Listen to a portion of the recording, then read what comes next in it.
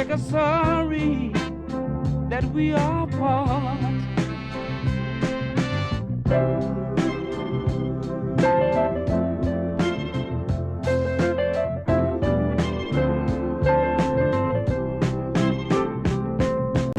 I don't know if taking the request is a part of your show. If you do me this one favor, I'll be grateful to you forevermore. Many romances have been saved through your sound. Your records have touched many lovers and so many times. Miss Aretha sang one for me, one that would let her know music was a man could be. You sang a song that would touch your heart and make us sorry we are apart. Play that song I never loved anyone like I love you. Respect since you've been gone, call me tonight. Baby, baby, baby, bridge over troubled waters too. And I can't see myself leaving you. Hey, Aretha.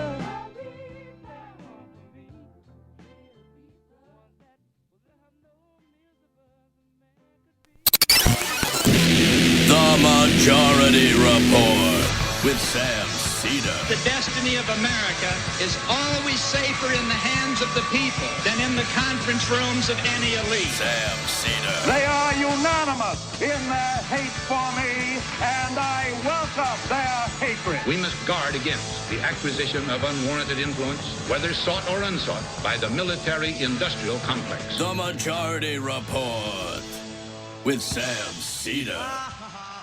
Ever get the feeling you've been cheated?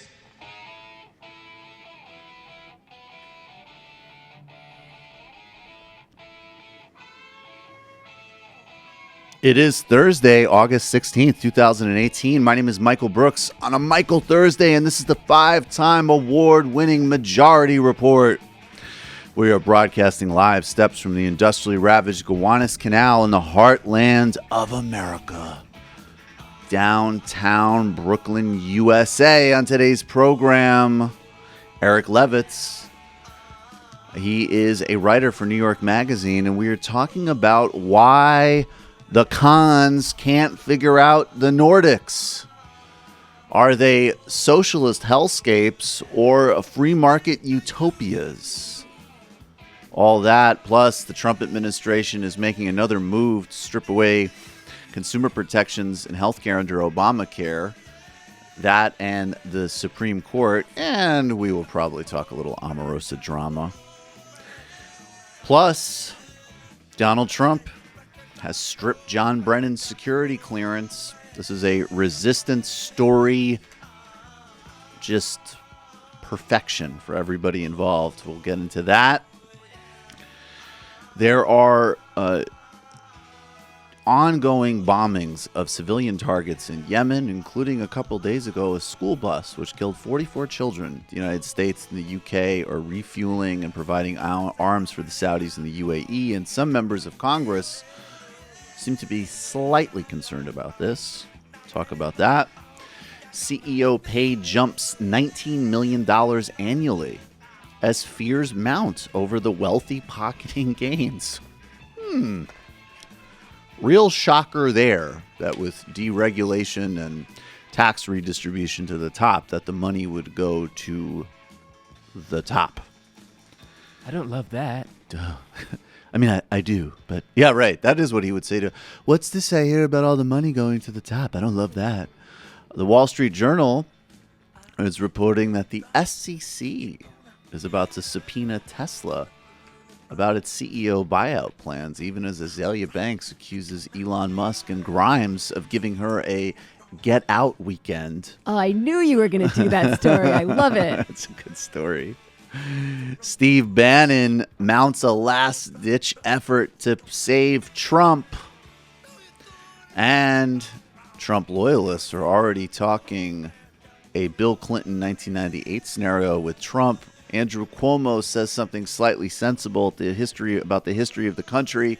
and the right wing is freaking out. Reminder, he's still awful. Lula has been registered as a presidential candidate in a battle that was won yesterday for the forces of democracy restoration in Brazil, even as the struggle continues and Liz Brunig turns Laura Ingraham into a stammering mess when she breaks down socialism on Fox News. All that and more in today's Majority Report. We are three. Sam is out attempting to freshen up his wardrobe. Matt is probably on a water boat somewhere. Brendan Finn, the capable super producer, emerging in his own right. The dynamic, ever-aggressive Jamie Peck and myself, we are all here. And actually, I would appreciate, you know what?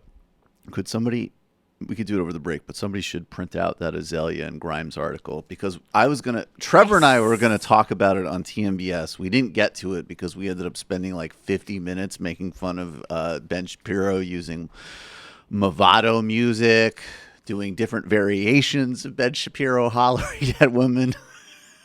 Then we turned Ben Shapiro into a pickup artist with his own get woman scheme system. Which was all a lot of fun. It was a great show, but we didn't get to this Azalea Banks and Grimes story, which we will get to in the fun half. So don't worry about it now, but maybe somebody could print it out at some point over the next little while. It would be my pleasure. We will do that. We will have fun with that. That's a good one. That's a good one for us. That'll be a lot of fun. And I am curious your thoughts, actually, about Azalea Banks. I have mixed thoughts about her, so she'll be an interesting personality to get to. Donald Trump has revoked John Brennan's security clearance. Now, John Brennan, this is a good Rorschach test, okay? The resistance people would say this is a pitting of good versus evil. John Brennan was, at the very least, complicit in Bush-era torture programs and oversaw Obama's drone program, which has sort of endless legal, ethical, and international relations problems, plus domestic law problems. That's where the resistance is wrong. The QAnon idiots think that this is part of, Trump exposing some type of, pedophile rings or some nonsense. I think there is a dum-dum position which would accurately note all of the problems with Brennan, but still probably draw a false equivalency between him and the gang that's in there now, which I wouldn't. But something that we can all agree on, actually, probably from QAnon fantasists to democratic socialists, is that Paul Ryan is a disingenuous nothing who the fact that the mainstream press gave endless glowing profiles of in the Tea Party era should be an embarrassment to all if they were capable of embarrassment themselves, and if we could ever feel anything akin to embarrassment for them, which of course we don't. A couple of weeks ago, this is 3 weeks ago. Yes. Reporters asked Paul Ryan, hey, do you take Donald Trump ranting and raving about revoking former CIA director's security clearance seriously? And Paul Ryan, usually he either goes, when, Trump is saying something sexist or crazy on Twitter, he goes, I don't look at Twitter. In this case, he went to plan B. Some of these people have already lost their clearances. Some people keep their clearances. That's something that the executive branch deals with. It's not really in our purview. Yeah. I think he's just trolling people. Some of these people. Well, I mean, in a way, Donald Trump is just trolling people. That is basically his entire political career. But as we know, in 2018 in America, trolling can be very real. Trolling can lead to fascist rallies on the streets. Trolling can lead to Paul Ryan's entire domestic agenda to make America poorer, sicker, and dumber, getting signed by the executive branch. This can all come true. But for specifics of this story, Paul Ryan, wrong, disingenuous, and stupid again. You guys all right? Love it. Brendan gets very alpha in the producer's chair. I love it. He goes, don't worry about it. Just focus on the show. I dig it. So Well, okay. Are you guys, though, taking care of everything? Is everything cool? Okay. Let me talk about BetterHelp. BetterHelp is affordable, private online counseling. You get unlimited access to a licensed, trained, fully accreditable therapist that's perfect for you on your phone and computer through text, voice, or video chat. They're LGBT friendly. It's great for couples counseling or anything else you're going through in life right now. All you need to do is go to betterhelp.com, fill out a questionnaire. They match you with a counselor who is perfect for you, and you can start counseling today. And if you decide you don't vibe with the therapist you're matched with, you can switch whenever you want. It's less expensive than in-person counseling, but you're still getting the same great help from a licensed professional. And if you have trouble affording it, BetterHelp even has financial aid available. That's awesome. You're always connected to your life counselor. You'll have unlimited access, which means you can talk with them every day if you want. If you connect from anywhere you are, at home, at work, or on the go. If you're not wasting time, so you're not wasting time traveling to someone's office and sitting around in a waiting room. A lot of people are not comfortable talking to a therapist in person, or they simply don't have the time, or they can't afford it. BetterHelp solves all of these problems. You could sign up right now and save on quality professional therapy by going to betterhelp.com/majority. That's betterhelp.com/majority. I should have mentioned at the top line, Aretha Franklin, I believe she was 76 years old. She passed away today. Just, unbelievable American artist, icon, activist for civil rights, for women's rights. Just a truly singular talent. And somebody where it was like a genuine, like across the board. You could look on your Instagram as an example, and people from, your baby boomer aunties and parents got and loved her. Your peers and younger got and loved her. So everybody's mourning, but also appreciating Aretha Franklin. And we will play her into the break, and then we will come back with Eric Levitz of New York Magazine. Yeah, rest in power, Aretha Franklin. Rest in power. Am I off camera?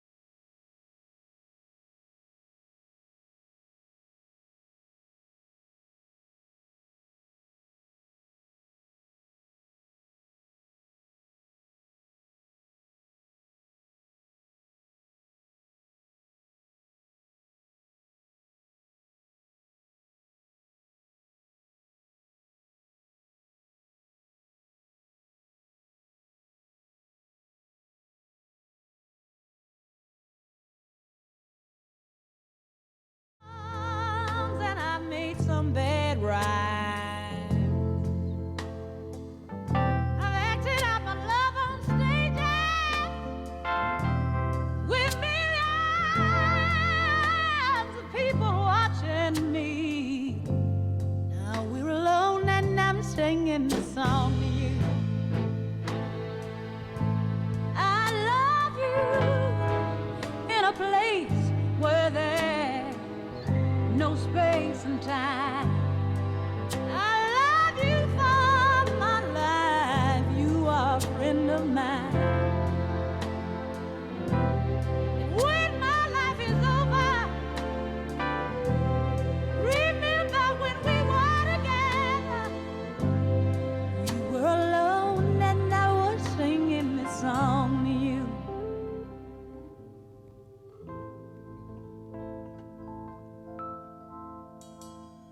You taught me precious secrets.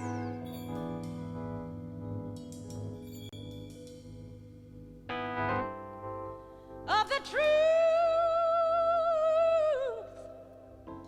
withholding nothing.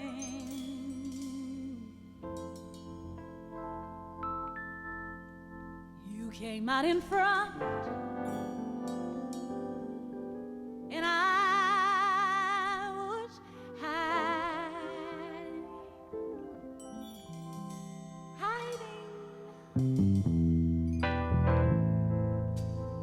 But now I'm so much better. If my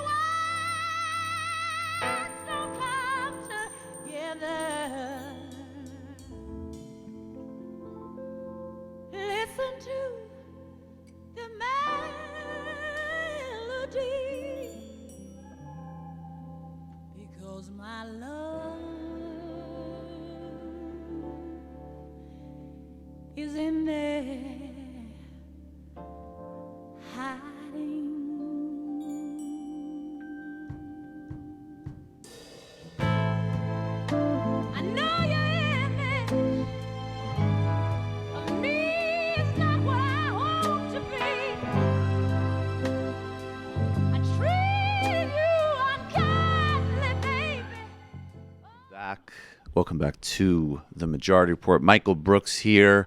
Rest in power, Aretha Franklin. Joining us now is Eric Levitz. He's a politics writer for New York Magazine. Eric, thanks so much for being with us. Yeah, thanks for having me.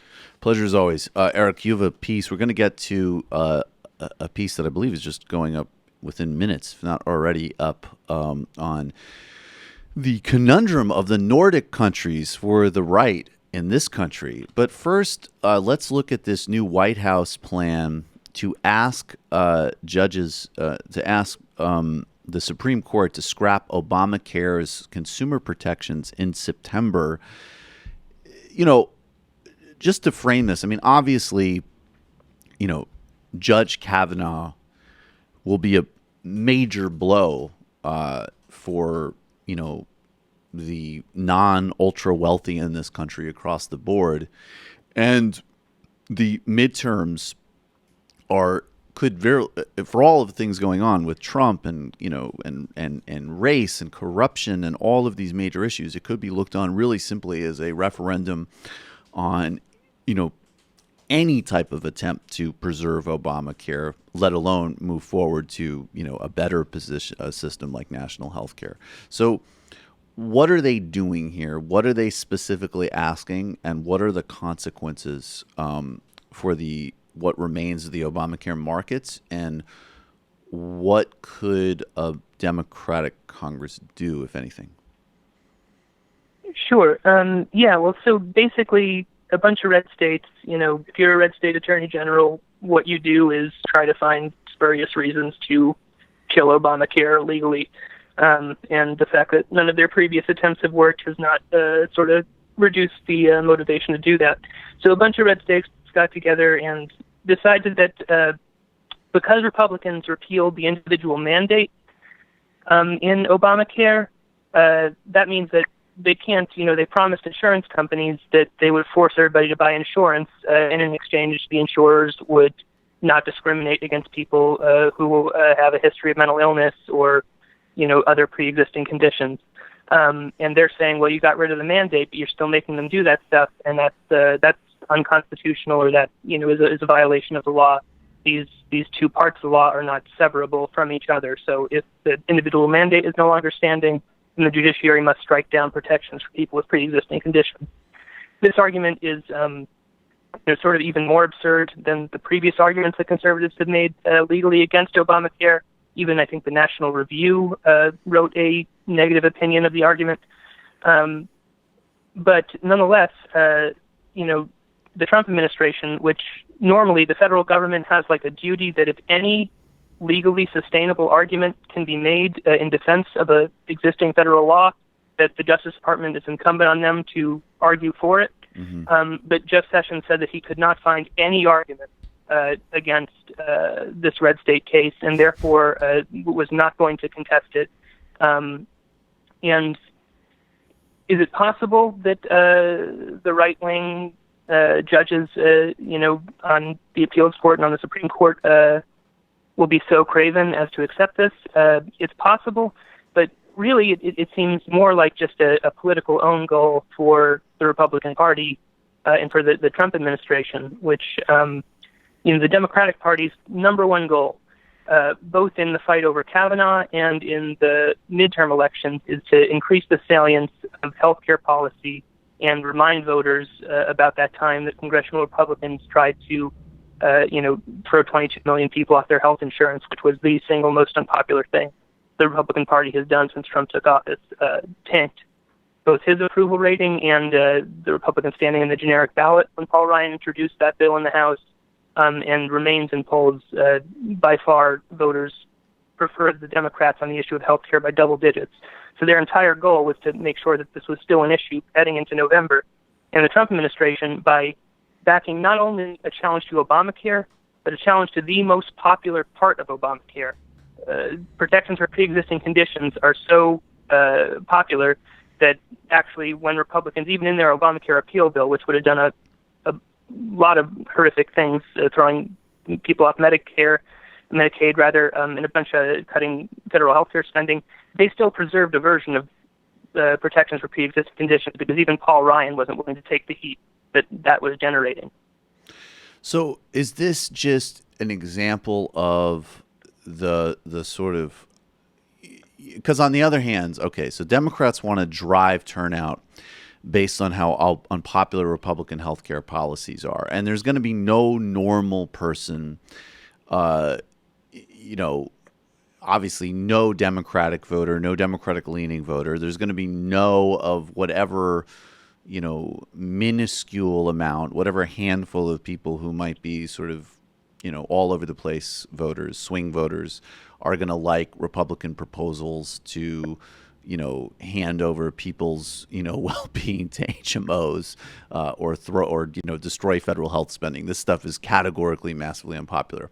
On the other hand, obviously Republicans are in a place where, it is just even more so about getting the real crazies, the real diehards. I mean, this is why Bannon's back. He's getting funding for some type of new documentary, Trump at war. And this is the type of people that, they're not even the sort of old, like the split that someone like Thomas Frank might have identified. Like these people might have, arch reactionary social views, but they also might understand, obviously, that Republican policies with regards to government spending and the economy are, bad for you unless you're, a millionaire. The Trump Republican base now does seem, they're the type of people who, Alex Jones said protection for pre-existing, conditions will make your kid transgender or something. So therefore I have to vote because of the Muslim Brotherhood. So is there a rhyme, or is that potentially part of what's going on? Is that, yes, in the broad landscape of sentient humans, reminding people of an attempt to, literally cut people's lifespans, 20 million people's lifespans, and make it so that you can't get health care if you've ever dealt with a medical issue, is not popular. But for the true nutcases that need to turn out, this is just another, battle against Obama's Al-Qaeda plot or something. Yeah, I don't think there's a political calculus here. I think this is all ideological. I think Jeff Sessions didn't want to sully himself by defending Barack Obama's health care law in court. The people who actually are so geared into Republican politics that they are passionate about, getting their, nephew who has, bipolar disorder, making them unable to be able to afford health care, those people are already going to turn out. I mean, that's the die-hard Republican base. Right. And Republicans don't want to talk about this issue. If you're looking at their ads, they don't mention health care at all to the extent that they have. You saw in the special election last week in Ohio, Troy Balderson, the Republican candidate, accused his Democratic rival totally mendaciously of supporting cuts to Medicare. They do not want to campaign as the party that wants to eliminate government benefits for health care. That's not what they want. Right. So basically, Jeff Sessions, and one could comfortably speculate that there's any number of it would be one thing to defend a law that Bill Clinton did, but Barack Obama. I mean, I think, yeah, right. We all know who Jeff Sessions is. Okay, so you have a piece that I actually don't know if it's been posted yet. We're hot off of the presses with it, dealing with how the American right talks about and understands Nordic countries. There's this notion that it's a conflict on the left. I think that there's interesting and worthwhile debates between, a democratic socialist and social democratic position on the left that deals with the Nordic countries. There's obviously a critique and a debate around, diversity and homogeneity and universal programs that implicates the Scandinavian countries. And some of these conversations are worthwhile and interesting. Sometimes they're disingenuous. But on the right, you've identified this incredible, almost like schizophrenic split in how they're understanding the Nordics. What is that split? Yeah, well, basically, there's one part of the conservative, one set of conservative intellectuals who is still doing the sort of old-time religion of, any major government program is just, it's a step on the road to serfdom. It's, you can't have free health care without, leading to jailing political prisoners or something, and basically describing the Nordic countries as, a totalitarian nightmare, not distinguishing it from Venezuela, which is itself not quite a totalitarian nightmare, but obviously a less desirable model, and not distinguish it from, Stalinist Russia. And then on the other hand, there's this more libertarian inclined part of the movement that has discovered that actually, the Heritage Foundation and Cato and these other right-wing think tanks have these weird, freedom indexes where they take a bunch of different economic indicators and score, how free your country is. And remarkably, sort of bizarrely, their indicators list Denmark as being more capitalist than the United States. Mm-hmm. And so they're saying oh no, the left is wrong. Actually, the Nordic countries aren't democratic socialist or social democratic. They aren't totalitarian. They're free market capitalist, and that's why they've been so successful. And yeah, I mean, both of these responses basically reflect just the intellectual bankruptcy of the right on economic issues. Basically, the American people do not think that, an ideal economic policy is one that minimizes the tax burden borne by wealthy individuals and corporate America's labor costs, which is what the right wing is committed to. Most people say, do I want low tax rates on the rich or do I want a low poverty rate? Well, I would, for poor children, I want the latter. And the right has always relied on the idea that, the first order effects of our agenda aren't popular. Yeah, I know you might not like, weak bargaining power for workers and low taxes on the rich and, no significant benefits for your family. You don't get free child care like they get over there. But this system produces higher levels of economic growth and higher levels of innovation. And you know what? It's going to be worthwhile in the end. The rising tide lifts all boats. Mm-hmm. And the Nordics, they're the most socialistic countries in Europe, and they're also host growth rates comparable to the United States, and they also produce, more patents that are acknowledged, that are registered in multiple countries. This is, that they gave birth to Kazaa, they've really advanced in driverless cars. So they're innovative, they're high growth, and they also have cradle-to-grave welfare, like an 80% unionization rate.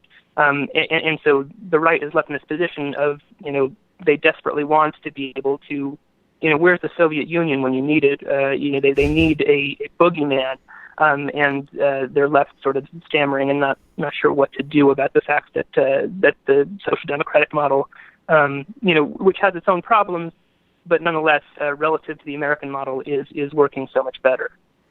No doubt. So before what are some examples of, we'll talk about this synthesis that the Nordic countries have that provides the best of both worlds relative to the United States, but what kind of policies make them rank highly on a freedom index? What are those, what kind of policies are we talking about? Yeah, I mean, it's a little strange. I think a lot of it is basically they're very pro-free trade, which makes sense because these are tiny, cold little countries that, if they're going to have competitive firms, they need to sell to the world. They don't have a large enough domestic market, right, and they don't have enough natural resources to not need to import. So they're very pro-free trade, by necessity. So there's that. There's also, this is an incredible concession in this Cato Institute report on Denmark, which is like trying to, galaxy brain liberals that actually know Denmark is pretty capitalist. It says if you put the welfare state aside, everything else, that they do, they have no minimum wage, which they have no minimum wage because it's unnecessary because everyone's in a union and everyone's wage is pretty high. But nonetheless, they have no minimum wage. And, they have, I guess maybe they have less occupational licensing or something. But they say that Denmark is, according to a certain index, the least corrupt government on planet Earth, which is just a remarkable concession. Even by their logic, which ignores a lot of aspects of the way that the Nordic countries are actually pretty darn socialist. Even if you stipulate that the only socialist thing about them is a giant welfare state that guarantees 6 weeks of vacation to every citizen each year and yada yada yada. The right's whole argument is that you can't, that the big government is inherently corrupt, that the government that governs best governs least.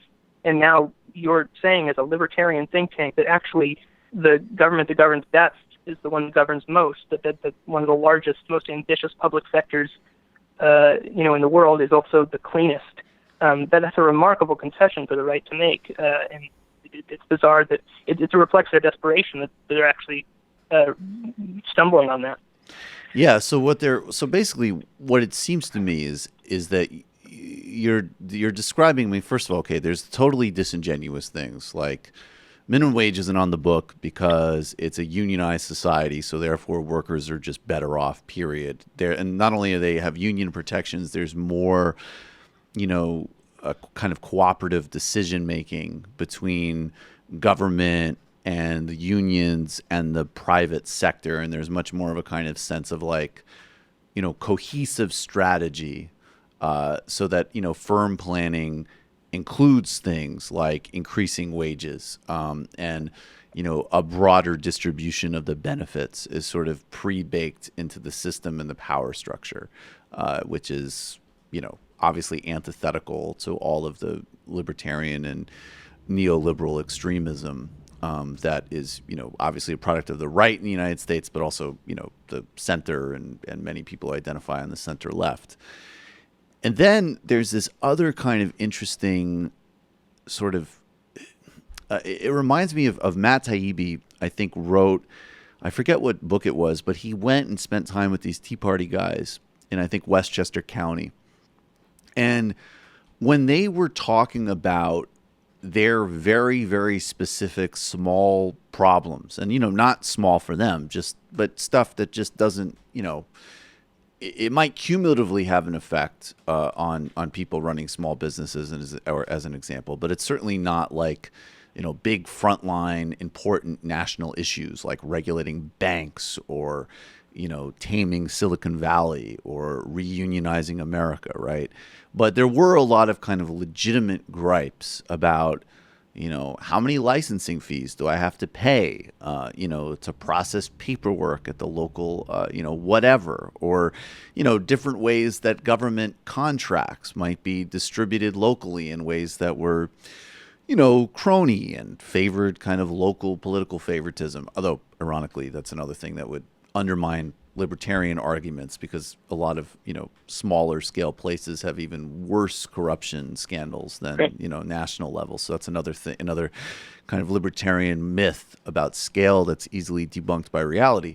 But the point being that in the United States, you could actually identify a whole set of bureaucratic kind of log jams, some of which might even be legitimately things that are, unfair or unhelpful to people running small scale businesses. And then people took that and it was extrapolated, like, see, just as I'm overregulated, so is Jamie Dimon, right? Which is, of course, crazy, because obviously, pharma and banks and all these other interests are the ones that run and write the political process.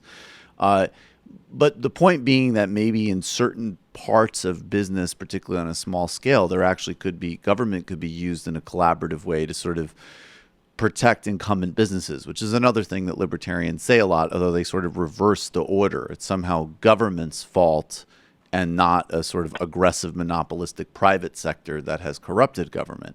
But maybe in Scandinavia, what we're seeing is like, again, and this is what they call with like flexicurity is one of the phrases that come out of the Nordic countries, this idea that on one hand, when it comes to sort of like thinking of a business idea or engaging in the market in a certain way, there should be freedom to challenge monopolies. There shouldn't be lockdowns on opportunities to participate. Obviously, that's ensured through government regulation. A good example here would have been, net neutrality until the Republicans governed that, right? That's a government rule ensuring a certain level playing field in the tech sector to some small extent, which allowed for some small scale and participation in innovation.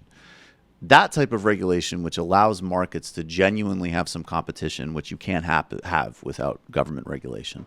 And then it's coupled with powerful union sector, powerful social sector, and then universal mass distribution through things like robust universal health care, free college, and all sorts of other mass public investments. And of course, just to put on the table here too, very serious environmental regulations, which is another thing that they don't want to contend with either. But does that kind of synthesis actually make sense, right? Like, they could be literally wrong on both accounts. Like, first, totally wrong about the scale of the welfare state and what that means about the nature of government. And of course, their own sort of, own goal with Denmark being the least corrupt. But even in the ways in which these countries actually do ensure that there's a level of kind of small, business innovation and participation is actually through government sort of enforcing the rules of the road. And there might be opportunity to, in small ways, like help people in, small business sector or whatever. I mean, it's a very abused phrase in the United States, but you get my point. Right. Yeah. Yeah, no, I think that all makes sense. I think one thing I'd add is that, I think part of what you're seeing is that, we're in a country where one major party has a very strong investment in making the government not work well and making your experience with the government bad, and that this is really informed. I mean, it informs how the Republicans, have handled Obamacare, which we've got other problems. We've also got another party that, is so compromised by certain interests that they also inadvertently make interfacing with the government less pleasant than it should be. But you see it with that also with their tax plan. In other countries, the government has enough information on you that it could send you your taxes each year pre-filled out, and you just sign it, make sure there's no errors, and then sign it. And there's been proposals for this, but the combination of TurboTax and these lobbies for people who help you with your taxes, I think a genuine Republican investment, and they want you to have a really unpleasant experience filling out your taxes every year, because they want your association with the government to be a burden. And so I think that part of what you're seeing in the Scandinavian countries is if you have a country that actually believes, in the role of government, and all major parties want to actually serve their constituents in ways they like, you're going to get cleaner government. You're going to get more effective and less, less bureaucratic government, arguably, than what the Republican Party actually wants there to be in the United States. That's another funny thing, right, is decoupling the idea of bureaucratic nightmares being associated with the public sector. It's so funny to me that it's always, yes, it's like the IRS and the DMV. Everybody hates those. Although I actually what's funny, I mean, my IRS agents could actually be quite helpful on the phone, contrary to some of the mythology. But everybody, like, people don't like those places, and it's pretty obvious why they don't for a variety of reasons. But why isn't there like a big, cultural myth about? I mean, first of all, the obvious thing would be, fighting with your healthcare provider that's like literally trying to kill you to like increase a profit margin or rob you of care. But even down to like the levels that they harp on, like, you call your, you think you don't have to wait on the phone forever if you call your bank or Verizon. You don't think you aren't dealing with all of the hallmarks of an unaccountable, inhumane bureaucracy, except in this case without even the notion that there's some type of public accountability to you. Like, they're just private sector, money funneling machines just there to decouple you from your bank account as much as possible. Like, that's their sole purpose. Yeah, absolutely. Do you think there's some hay that can be made out of that? Like, hey, you want to talk about like big bureaucracies that are unaccountable? Let's talk about the corporations that you interface with and rob you every single day and give you terrible customer service. You think there's some worse? Oh, yeah. Yeah, I mean, I think that some Democrats are starting to do that a little bit. I mean, I think with, both antitrust stuff and also on the idea of funding a public option for the internet, especially for, municipalities in rural areas that don't have access to it, like leveraging the fact that, like, the DMV is unpopular, but I would wager that, like, Comcast and these cable companies are, like, even more, like, these cable monopolies, people hate them. And forcing Republicans, if Democrats can get free enough from the influence of these companies to take advantage of it, forcing Republicans to stand for Comcast against, like, consumers on any issue it seems like a no-brainer as far as the politics of it are concerned. Yes, I agree with you completely, and I think that we can sort of, and I think that the last thing I want to run by you, I think, look, there was, in some ways, some of it was substantive because it's obviously an important thing to put on the table with regards to talking about the Scandinavian model, to acknowledge the, distinct, obviously, history of white supremacy in the United States and just the complexity of the United States. And I also think, conversely, I say this always, and some people get it or they don't, I'm not a defender of Maduro. There's plenty of self-generated problems and crises generated in Venezuela, but also that's an incredibly disingenuous, comparison to harp on Venezuela, which is a, poorer country, which had, by the way, disparities in an oligarchy before Chavez, which was much more analogous to the United States than something you'd see in the Nordics, and has also been a place that has had endless U.S. interference from intelligence agencies and, natural resource industry. So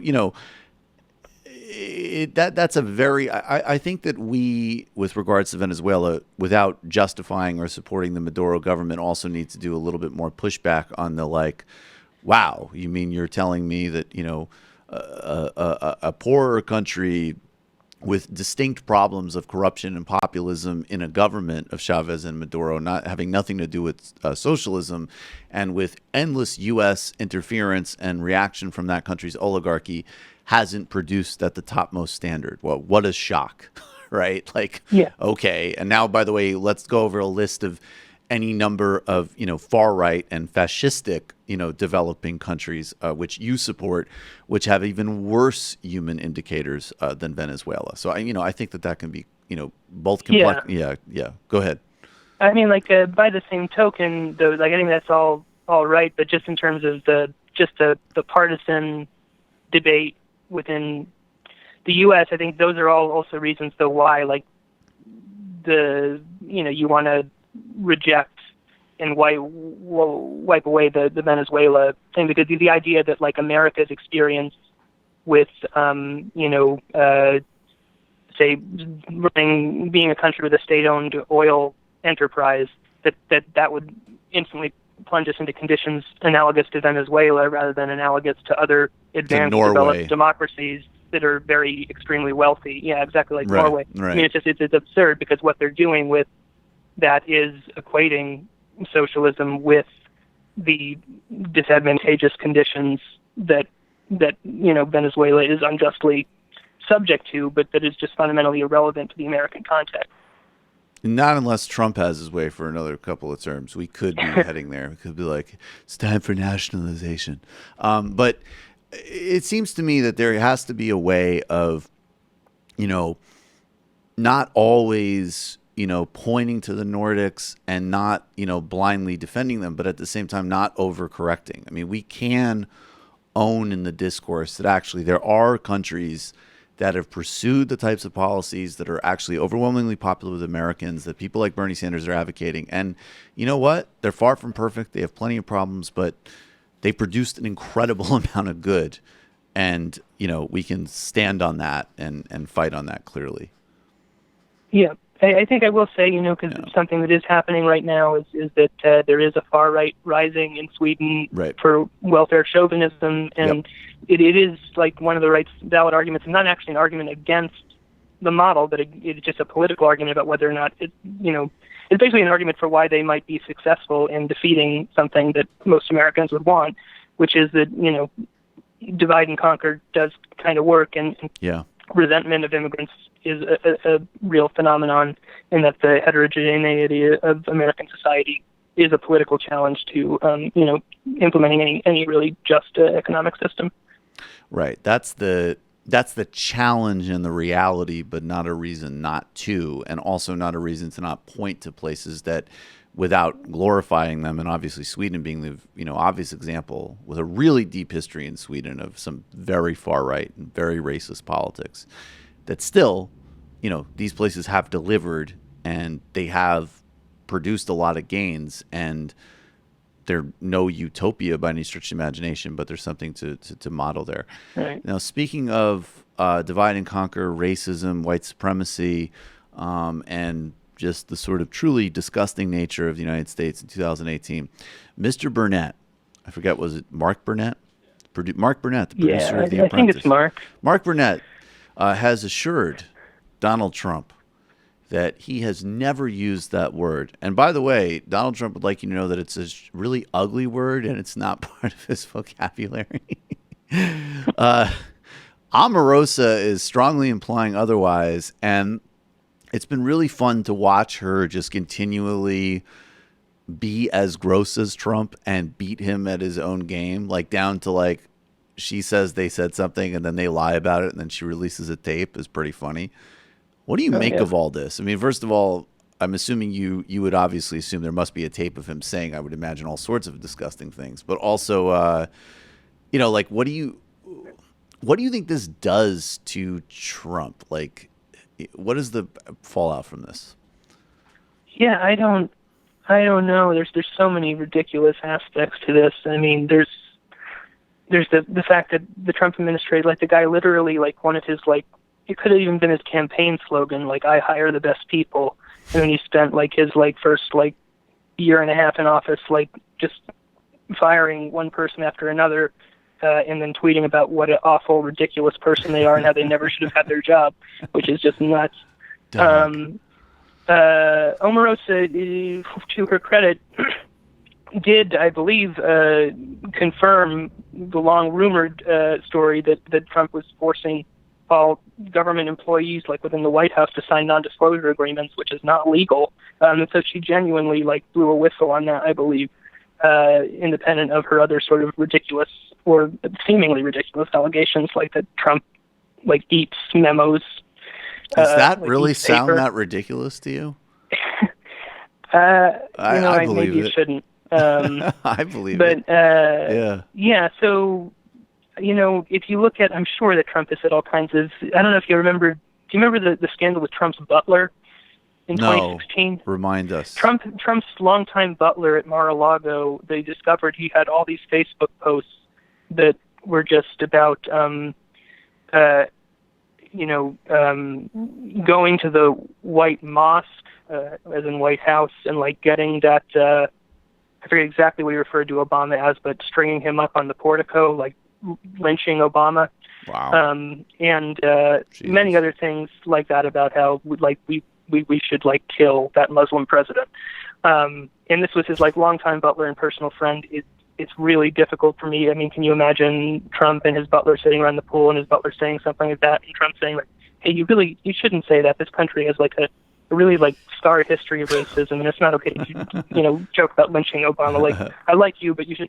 I mean, obviously, I don't think that Trump's going to be doing that. So we have a really destructive history. You should read Notes on Native Son.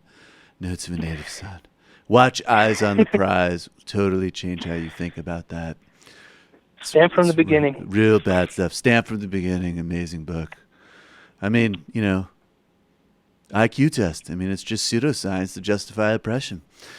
Anyways, we're going to put that she has a different birth date on the call logs, okay? That would actually be a funny character. Like, Trump is himself in every other way. He's just like this horrible human being, but he's just like super like on it when it comes to race. Yeah, just get structural racism. No. It's just a Facebook post for you, but it's a whole history for them. So no, I mean, I think obviously with his base, it doesn't make, although I keep getting struck by, did you watch that CNN focus group? I think it was a week ago, and there was a couple of Trump voters that have flipped on him. And one guy is just this middle-aged white dude, and he just was like, he's racist. And naturally, the woman is like, I forget who, I think it was Allison Camerata. I think that was who was hosting it. She's like, she kept her professionalism, but maybe I'm projecting here, but I do think she was genuinely being like, what makes you say that now? Like, when is this guy not? The guy literally announced his campaign by saying racist stuff about Mexicans. And he just like, well, he called LeBron an idiot. And it's like, well, and I'm whatever. I'm glad that guy's on board now. But that was the thing, was Trump being an asshole to, a guy like LeBron, where you would have to be, if you don't like LeBron, like, what's your problem, right? And so maybe there are a tiny, minuscule handful of people that support Trump, or if they heard him actually saying that would somehow be the water in the face, and they'd wake up about the nature of this guy. But maybe from the perspective of the mainstream press, and I think Sam said this too, if that tape comes out, this sort of playing around, like they still are giving him these like ridiculous, laughable kind of equivalencies and benefit of the doubt, and it will just be out there, and he will have just said that, and then it will be like, we have to just cover it as this guy's a racist buffoon, and maybe that just adds another nail into the coffin of, any bit of sort of credibility or respectability about this guy. I mean, I can't imagine any existing to begin with, but do you see what I'm saying? Yeah, no, I mean, I think it would matter politically. I think that Trump has some soft supporters still, not a lot, but, he has such a low ceiling that he's got to keep everybody he's got on board. And I think that it also depends like when it breaks and how, I don't know. I think that the polls genuinely did move against Trump dramatically after the Access Hollywood thing. Yep. And then voters had enough time to like, just forget it. And so if an N-word tape came out, right before the midterms or right before, the 2020 election, I think it would sink him, and maybe it would regardless. It is like kind of like frustrating, obviously. I think it would matter politically because I think that most Americans do understand racism as like this private like thing of like honoring certain like speech and like civil codes, right, or whatever. But it is like I just was thinking, with what he's like, if Donald Trump called for banning all Jews from the United States and instructed the Department of Homeland Security to publish each week a weekly list of like crimes committed by Jews, and held like rallies with the mothers of like kids who were murdered by Jews, and like compared them to animals, and then like someone said, hey, there might be a secret tape of him saying kite.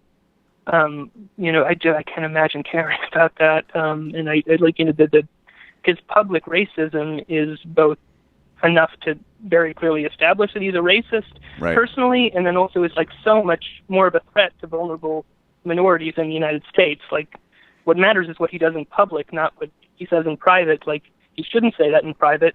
Lyndon Johnson shouldn't have like said that in private. Right, but, like, right. At the same time, it didn't matter as much as what he did like with political power. Well, no, that's that's how totally distorted the conversation, and that's also why, okay, so that's actually a great juxtaposition, right? Like Lyndon Baines Johnson kept up this, horrible rhetoric and probably some really bad personal attitudes in private, and then legislated in a way that was really good, and then Trump is racist and sexist across the board, and then like I don't know, I'm sure. Reagan, he was very classy to, black people in his personal relationships. And maybe he didn't say things. I mean, I'm sure he did say some racist things, but he probably didn't use slurs and he probably didn't, that type of stuff. Meanwhile, he's waging a war on urban America. He's using white backlash politics every second of the day. Klan memberships are spiking and he vetoes sanctions against South Africa. So he's, of course, a functionally white supremacy-based president. And I think you're right that the structural problem it points to is the inability to understand racism as a fuller thing, of which obviously not only Trump, but all Republican leadership would fit under. And a lot of Democrats. I mean, Bill Clinton, frankly, at some points in his career would absolutely fit my definition. But, It does take that, kind of like, well, you can't say that word. And, you were getting into my comedy lizard brain. I was thinking it would be like, a kid who, their son was in debt to a Jewish Shylock, right? Trump would be like, Shylock won't forgive the debt. Got to figure out what the hell's going on.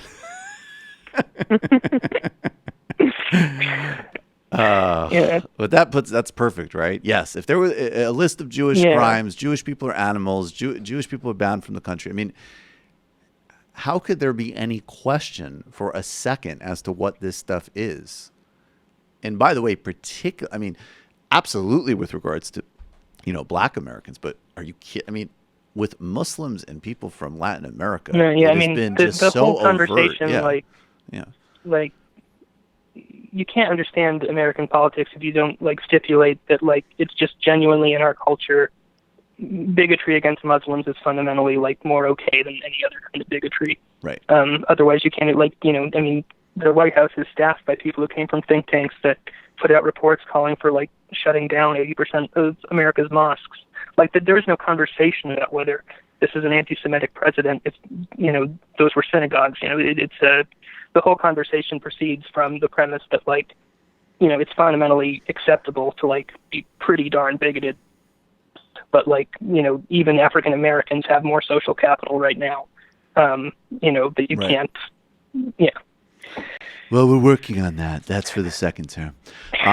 This is as good a time as any as we head into it. That for all of the many, many problems with Democrats and critiques and needs for street activism, it's time to register.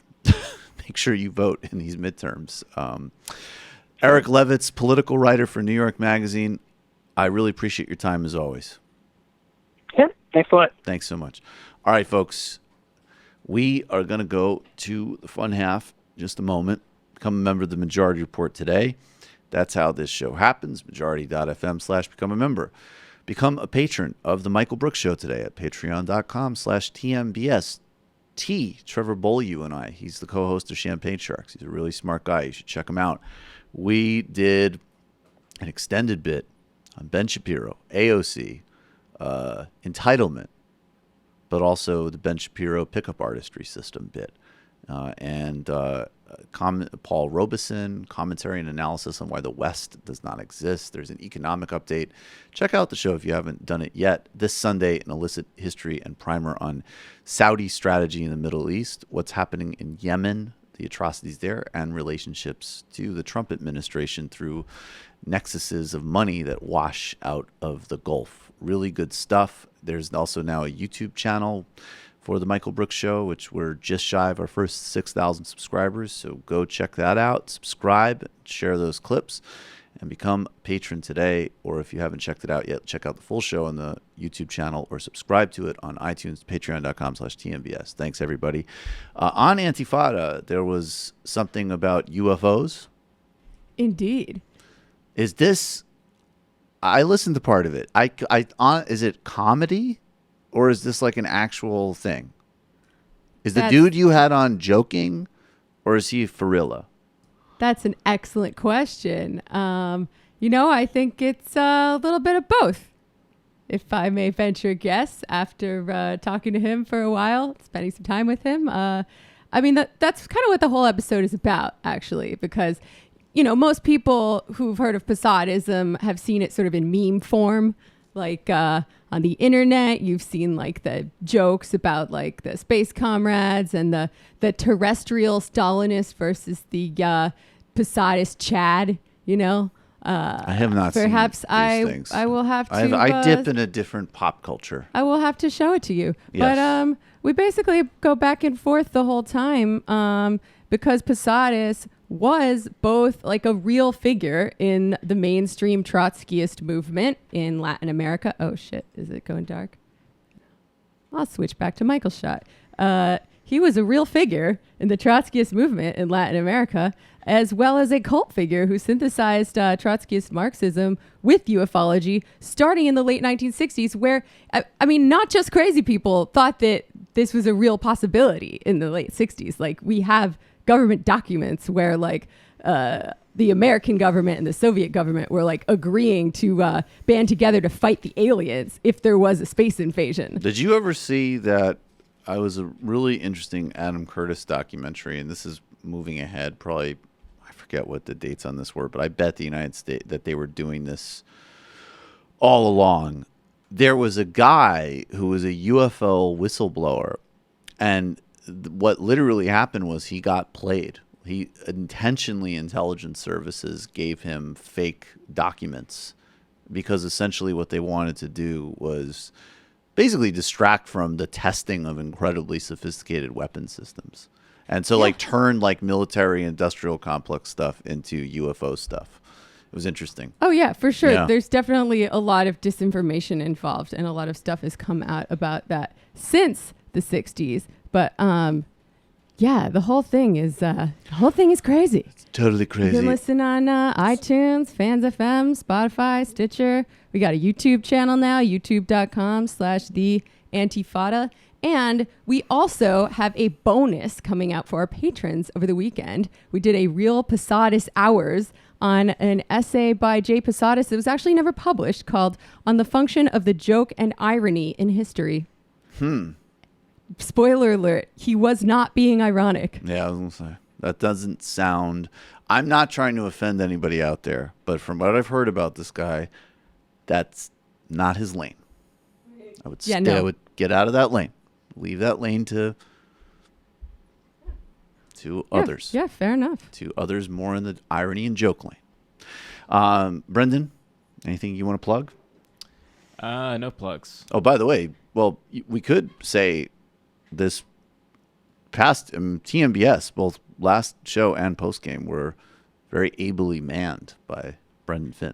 Yes, folks. Very I was good featured job on the most recent TMBS, filling in for the valiant young Matt Leck. Check it out. It was a lot of fun. I had a great time, and I hope to do it again soon. Unless you guys didn't like it, in which case I don't want to do it again. I don't want to. I like when your Jersey accent comes out, dude. I don't want to do it again.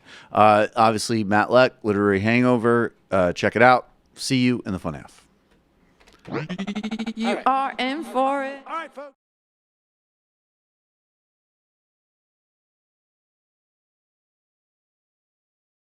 Are you ready?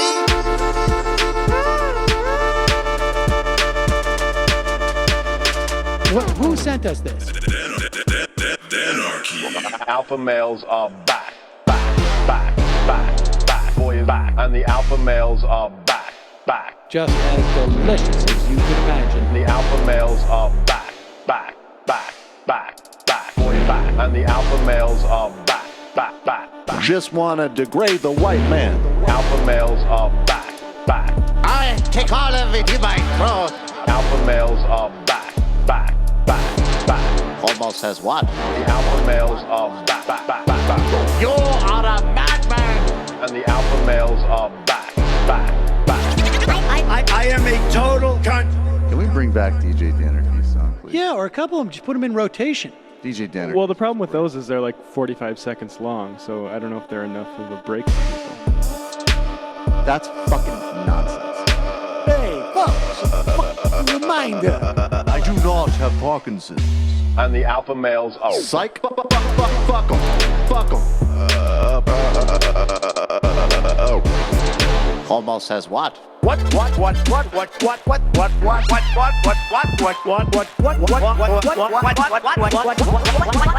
says what? Hell of a lot of bank. Hell of a lot of bank. Hell of a lot of bank. Hell of a lot of bank. Hell of a lot of bank. All lives matter. Have you tried doing an impression on a college campus? I think that there's no reason why reasonable people across the divide can't all agree with this. Psych. And the alpha males are back, back, back, back, back, back. And the Africans are black, black, black, black, black African. And the alpha males are back, back, back, back, back, back. And the Africans are black, black, black, black, black, black, black. You see Donald Trump out there, doesn't a little part of you think that America deserves to be taken over by jihadists? Keeping it 100. Can't knock the hustle. Come on. Fuck 'em. Fuck 'em. Fuck things I do for the bigger game plan. By the way, it's my birthday.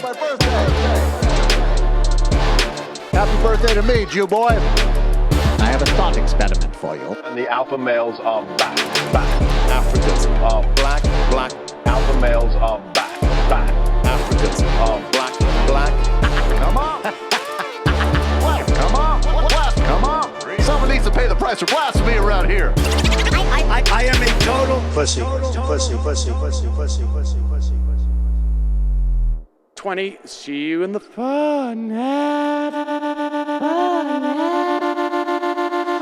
you ready?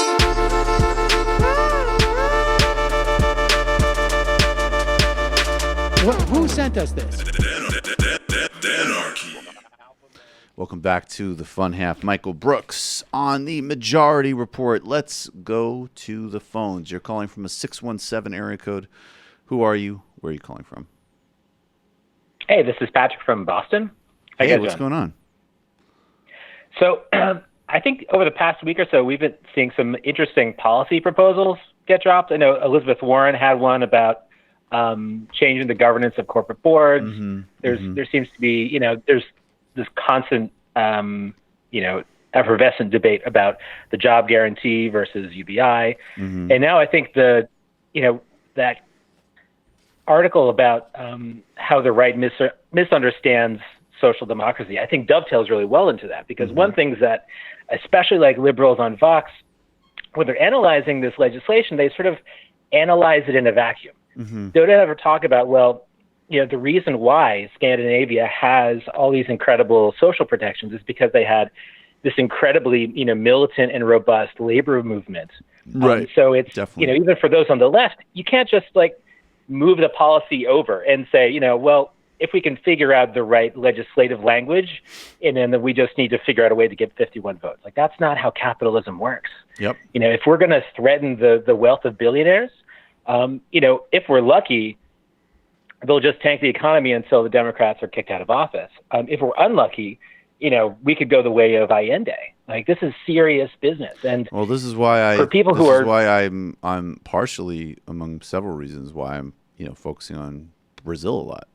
I mean, I don't think it's going to look here exactly like it would look in a place like Chile or even Brazil. But I also think that, look at what some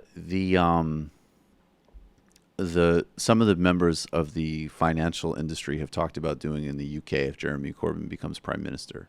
They're literally threatening and extorting and promising, capital flight at a bare minimum. So any type of even the most commonsensical, moderate, social democratic governance from somebody like Bernie Sanders, like stuff that like any, it just couldn't be more obvious and it shouldn't be a threat to anybody, is going to have a response that is going to be so ferocious and so irrational that people are going to need to be organizing in every, possible way politically to advance even a super commonsensical moderate agenda. I mean, there is precedent for this in the developed world too, right? Like there is strong evidence that Harold Wilson was the object of a coup in the UK. I don't know. There was talk of a coup. There wasn't actually a coup, but I mean, there was talk of one, and it hasn't been proven, but it's speculative. But or I mean, just yes, across the channel in France, Mitterrand gets in 1981 with this incredible agenda. Right. You've got communists in like ministry posts. Like he had all his ducks lined up in a row. Capital says, actually, no, we're going to have you impose austerity, and that's what happens 2 years later. Well, that's the thing. That's a fucking good point. No, I mean, even regardless, the Wilson case is really interesting, and that's fascinating. It hasn't been proven. I don't know enough about it, but I think the point being that regardless of how far up it goes, like capital is gonna exert itself on even the most moderate of agendas. So there's gonna need to be. So if we want, like, as Bhaskar really always says, like on my show. Literally, he's like, I know it's exhausting and I know it's like a buzzkill, but like if a Bernie wins, if a Corbyn wins, like the work of that agenda begins the day after the election, like literally, right? So yeah, 100%. Yeah, keep up the good work, guys. Thanks, man. Appreciate the call. A little screwy here. Okay, where is that? Oh, all right. Let's do a little sound, shall we? Speaking of, I feel like Sam. Where did my sound sheet go? Oh, here's my sound sheet. Okay. So, Andrew Cuomo. Do we have that one? Andrew Cuomo was campaigning. I believe this was yesterday. And he made it was essentially just trying to make a really obvious point that America has not been great for a lot of different kind of people historically. That's not controversial. That's commonsensical. One can totally believe in and appreciate many things about the United States and also have basic historical awareness, which is what Andrew Cuomo was doing here. And of course, this has led to a big meltdown. This is Andrew Cuomo at an event. I believe we're not going to make America great again. It was never that great. We have not reached greatness. We will reach greatness when every American is fully engaged. We will reach greatness when discrimination and stereotyping against women, 51% of our population, is gone. And every woman's full potential is realized and unleashed, and every woman is making her full contribution. When that happens, this nation is going to be taken even higher. So what's funny about that is that's true, but I do notice there's the funny, like, everybody is engaged. That's the kind of like funny, at least to me, maybe I'm being overly analytical, but that's like when a kind of like centrist politician makes an accurate point about, a certain category of oppression, and then like the solution becomes engaged. I'm like, what do you mean by that, buddy? Yeah, that's what feminism is. Every woman can be exploited by their boss just as much as a man is. Well, it is in fact what he's saying. And she can exploit her workers as well. And she can exploit her workers. Gets into that position, and that's called being bad. Boss bitch, that whole like terminology and imagery, right? Lady boss, that whole thing. So, all right. But this is a good example, though, of why diversity capitalism, or in this case, with regards to gender is better than white supremacy or pure patriarchy capitalism, because of course Andrew Cuomo's sort of banal, obvious historical statement about the history of disenfranchisement of women in this country, which isn't even, it's just not even, is something akin to a sky is blue comment, led to a massive meltdown on Fox News, where we will start with wow, we've got two great ones here. Let's start with Trish Regan, or no, we'll go to her next because she really gets into it deep. But let's start with Ainsley Earhardt and Steve Doocy talking about some of the great things that America has done. You'll notice something in this clip. None of these things really have anything to do with what Andrew Cuomo was talking about. And it's an interesting historical interpretation here. Let's check it out. You know, we defeated communist Japan, radical Islamists. We ask our men and our women to go overseas to fight for our country and sacrifice so much for this great country so that we can be the land of the free, the land of the brave. We're the most generous country in all of the world. Yes, we have our faults, but because of this country, our world is definitely a better place. We are great. Yep, communism and Japan and so many other things as well. I love that, because first you have Kilmeade, and Kilmeade always has this like frustrated, stupid person's face, and he knows, though, probably because he's been becoming a historian with all of these books that he writes with various professors, that's something she said about Japan's not right. And then Doocy remembers like his high school lessons, and he just flows into like, yup, Japan and communism and a whole bunch of stuff. All right. And next up, why transgender bathrooms are going to make you homeless. You know, like he just rolls with it. He's just the demagoguery idiot morning pro. So that was kind of like the fun response, you know, communism in Japan. Okay. Everybody laughed.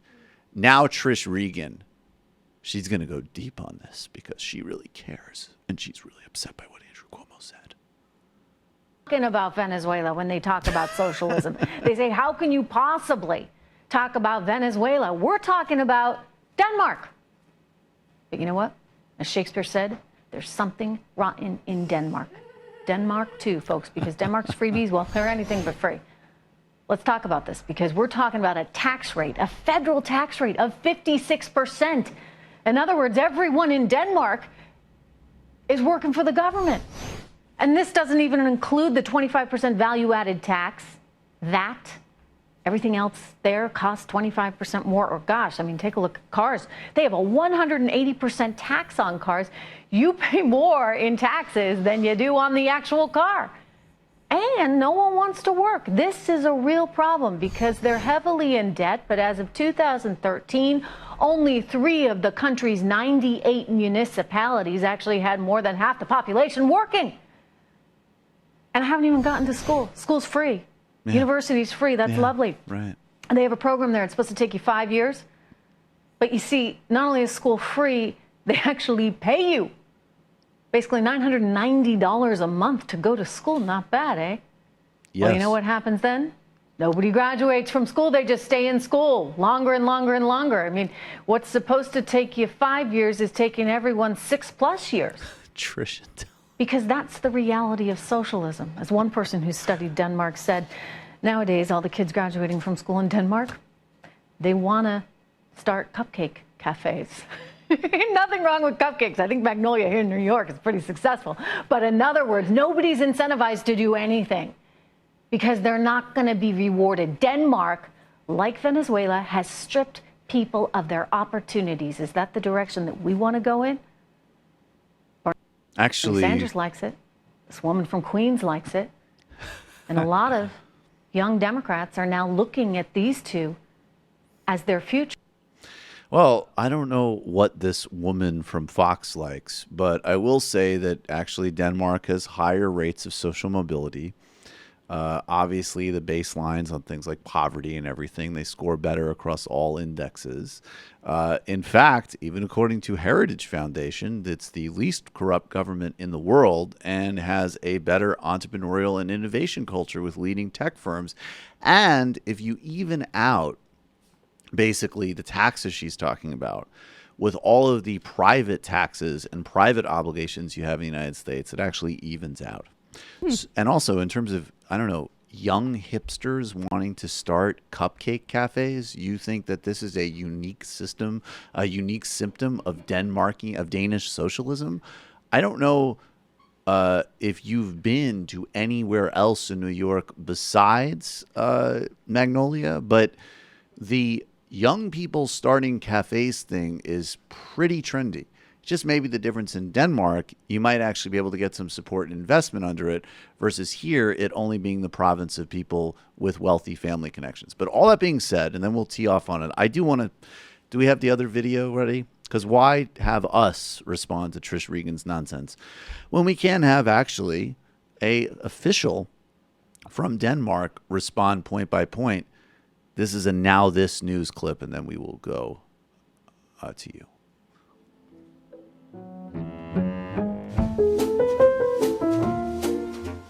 There's something rotten in Denmark. Fox News host Trish Regan has made a story in which she compares Denmark to Venezuela. Denmark, like Venezuela, has stripped people of their opportunities. Okay, let's just clarify a few things. Trish, you're wrong. You can't compare Denmark to Venezuela. We have a welfare state in our country. This means that our society provides opportunity for people. It doesn't strip people of possibilities in their life. And no one wants to work. This is a real problem. This is not true. According to the OECD, Denmark rates 11 places higher than the US unemployment rate. The difference, of course, being that in Denmark, people are paid a decent wage. School's free. University's free. That's lovely. Actually, it is. But you see, not only is school free, they actually pay you. Not bad, eh? That is not bad. That means that it's not the size of your parents' bank account that decides whether or not you get an education. It's your hard work, it's your talent, it's your motivation. Well, you know what happens then? Nobody graduates from school, they just stay in school. Of course people graduate. According to World Economic Forum, on a list of the best educated populations, we rank number 6. Quite a bit better than the US. Sorry. Nowadays, all the kids graduating from school in Denmark, they want to start cupcake cafes. I wish that was correct because I love cupcakes. Unfortunately, it's not. It could be, though, because according to Forbes' list over countries with best opportunities for businesses, Denmark rates far better than the US. So, Trish, pretty much everything you said is untrue, or, as your beloved president would put it, you are fake news. That was beautiful. Wow. I love it. Have you guys, do you think she's been to Denmark? Have you guys been to Denmark? I have not been to Denmark. I have no idea. I don't feel like Trish doesn't seem like a Denmark vacation kind of person. She seems kind of like a Cancun and yell at waiters kind of person. My brother studied abroad there. He said it was great. It wasn't a socialist hellscape. No, he didn't talk. He when I ask him about the no-go zones, he gets a little bit skittish. But right. I have been to Copenhagen, actually. How was it? About 7 or so years ago. It was great. Did you breathe in the lack of freedom and just smile at all the lack of work and ambition there? Yeah, totally. I actually stayed with a guy who used to be my roommate in Brooklyn, and he had his own apartment where he lived by himself. He had a job with the state TV station doing some kind of graphic. Hold up. He had a job? He did have a job. He was very well paid to do some kind of like computer graphics. There were bike lanes everywhere. We rode bikes all over the place. They were very nice, well-maintained streets. And we were actually biking past. He gave us a little tour, because Danes are very friendly and hospitable. We were biking past some nice looking buildings, and he said that is some public housing. And we're like, wait, but that looks like all the other buildings. And he's like, yeah, they didn't want the people living in public housing to feel bad about it or be isolated. And we were like, wow, what a concept. Oh, you didn't say to yourself, oh my God, that's so disgusting. Here's the thing, though. Like that Call guy's Trish Regan. And he's got a nice house, a great job. He's got, he feels pretty comfortable about most things, but he doesn't understand the feeling of freedom that we have in America. And maybe he did when he lived here for a little while, like that anxiety of not knowing if you're going to be able to make it to the end of your lease with enough money or whatever else. Right. He didn't have freedom. Right. He wasn't working 2 different jobs with 4 different roommates, trying to beg his parents to get like a short-term loan, even though they'd been laid off, just so he could afford groceries. He didn't have that invigorating, beautiful feeling. And then looking on television screens and looking on the, his phone to see that, Jeff Bezos just stashed more in a half an hour than he would even see in a lifetime, even though he was working full time. He didn't enjoy that powerful, beautiful feeling you get when you see those stories and live that reality. And there were actually 6 roommates in this apartment where we lived together. So there you go. I apologize. Like Trish Regan, I don't always get all my facts right. But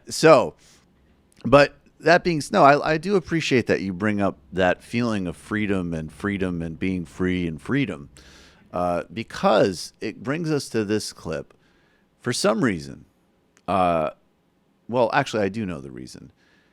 They're on the hunt on Fox News to try to get in on this sort of the socialism trend and try to make socialists look bad. They made a mistake on Laura Ingram's show by having a very intelligent, very articulate, very good writing socialist on, Liz Brunig, who people should read in Washington Post. And this is great exchange here because they're going to try to corner her. She's going to explain basic and obvious stuff, which any sensible, sentient human being would agree with. And then Laura Ingraham is going to hit her back with the Scientology of politics, otherwise known as libertarianism, and carried through its favorite buzzword, freedom. What, in your mind, is the future of the party as far as a person? Who is your ideal candidate right now? Well, I mean, it's somebody like Sanders, somebody following in that vein, somebody who can see that it's about power, right? I mean, that's the issue. We have people who are producing this country's wealth. Those are the workers. They're not the owners. They're the people who are doing the work, making the stuff. Do you think owners want people to get richer? Of companies, CEOs? Owners want to get richer, but they do not want the people who are making the stuff to get richer because that means they get less rich. So they are screwing the people at the very bottom. And those are the people How many economics classes did you take? I'm just curious. Do you take a lot of economics in school? I did. And Really? those are the people who need to be able to exert control over the country's wealth because they're making the production. They're the ones Well, who I are want putting more in the workers, that's for sure. But I want workers to live in freedom to speak out too, which you usually don't have in a socialist society. But what in your when they're down to like just the like babbling in like that, like literally that is like the political analysis of somebody like huffing glue on the NJ Transit. That's like, yeah, I've been in a place like Denmark where you can say what you think. Did you ever take an economics class? Yeah, I did several. Fuck. Freedom. Like when you're like in high school and there's like a bully and you finally get him and he's like in circa 2008 and he's like, well, you're gay. Yeah, right. Yeah, right. That's like, it's like, well, you're gay. I don't want people to be gay. Oh my God. I mean, I feel like a lot of people were nervous when they saw that a socialist was going on Fox News. I myself have often wondered if it's a good idea to respond to the emails that I get from people who are definitely going to be a hostile interview. But I think Liz Brunig did a really good job. So maybe next time I might be inspired to try it out myself if they ever ask me again to go on Fox show. Liz Brunig nailed it. And I would also like to say Fox Bookers, no, for the topics that you've asked me to come on.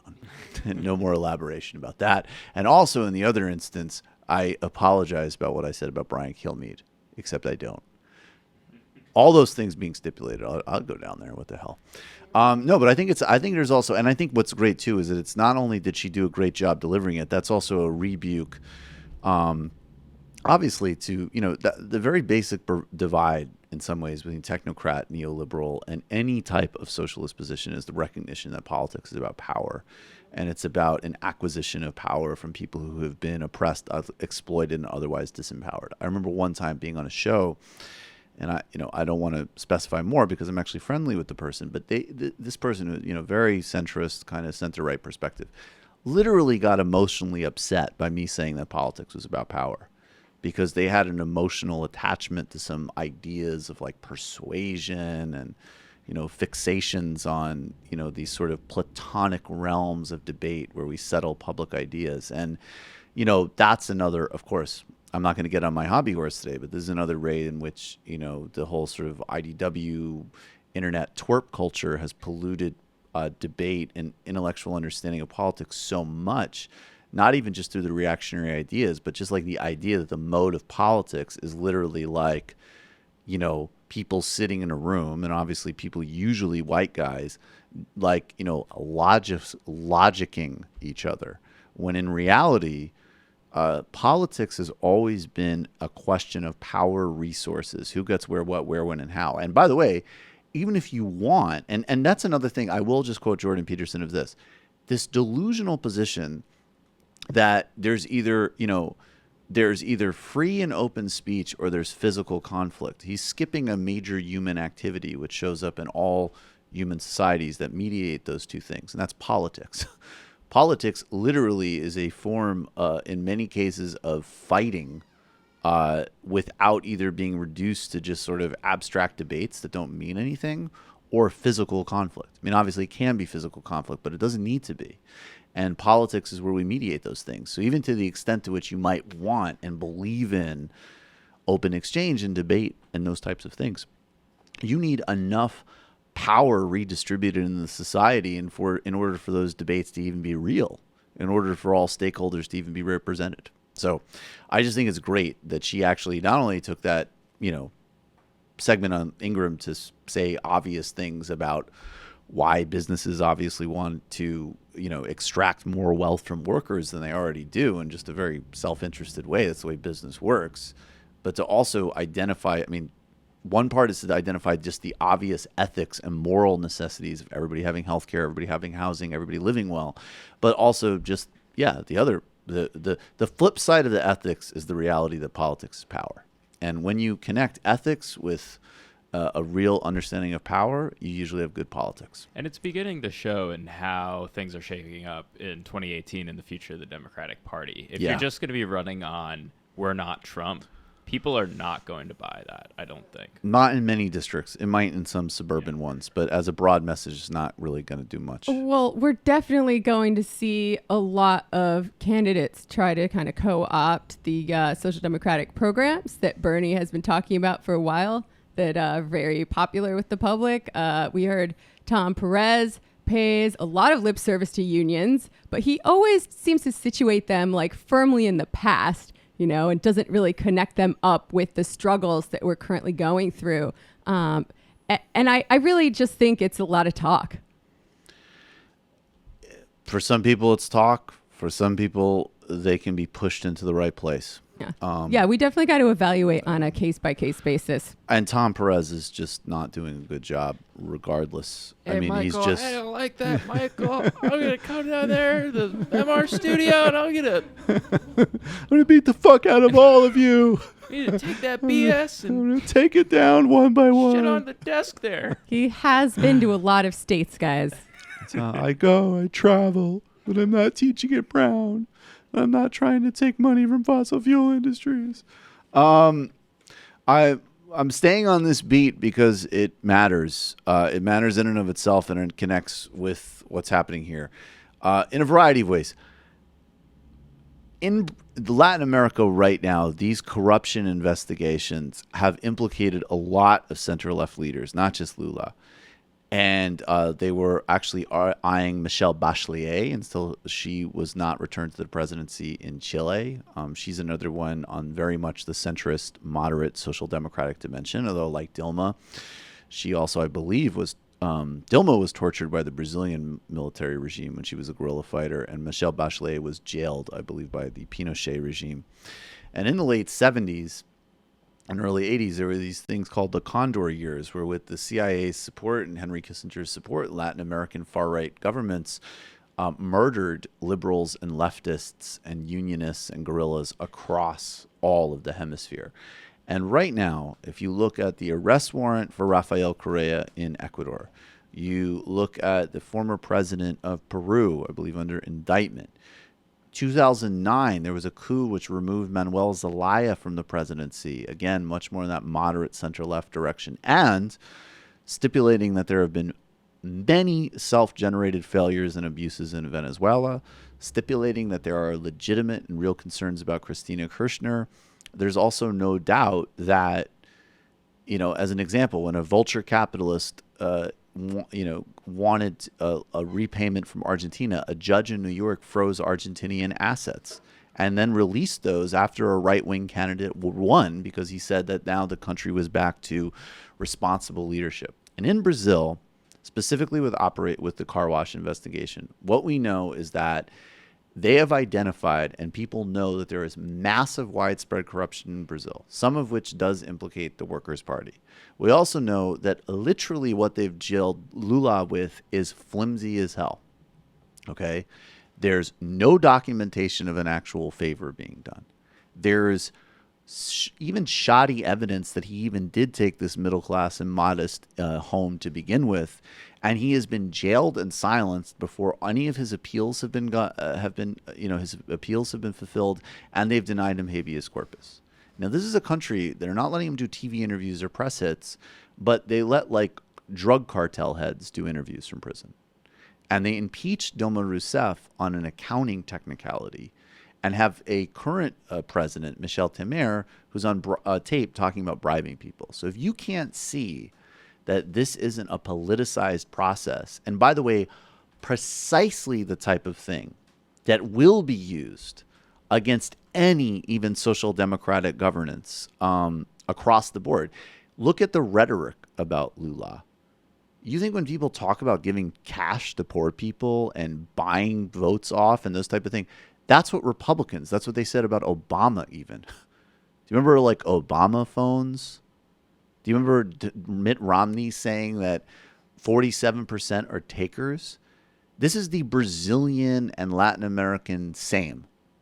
And there's a reason why the Atlas Network and the Koch brothers have been putting money in that region.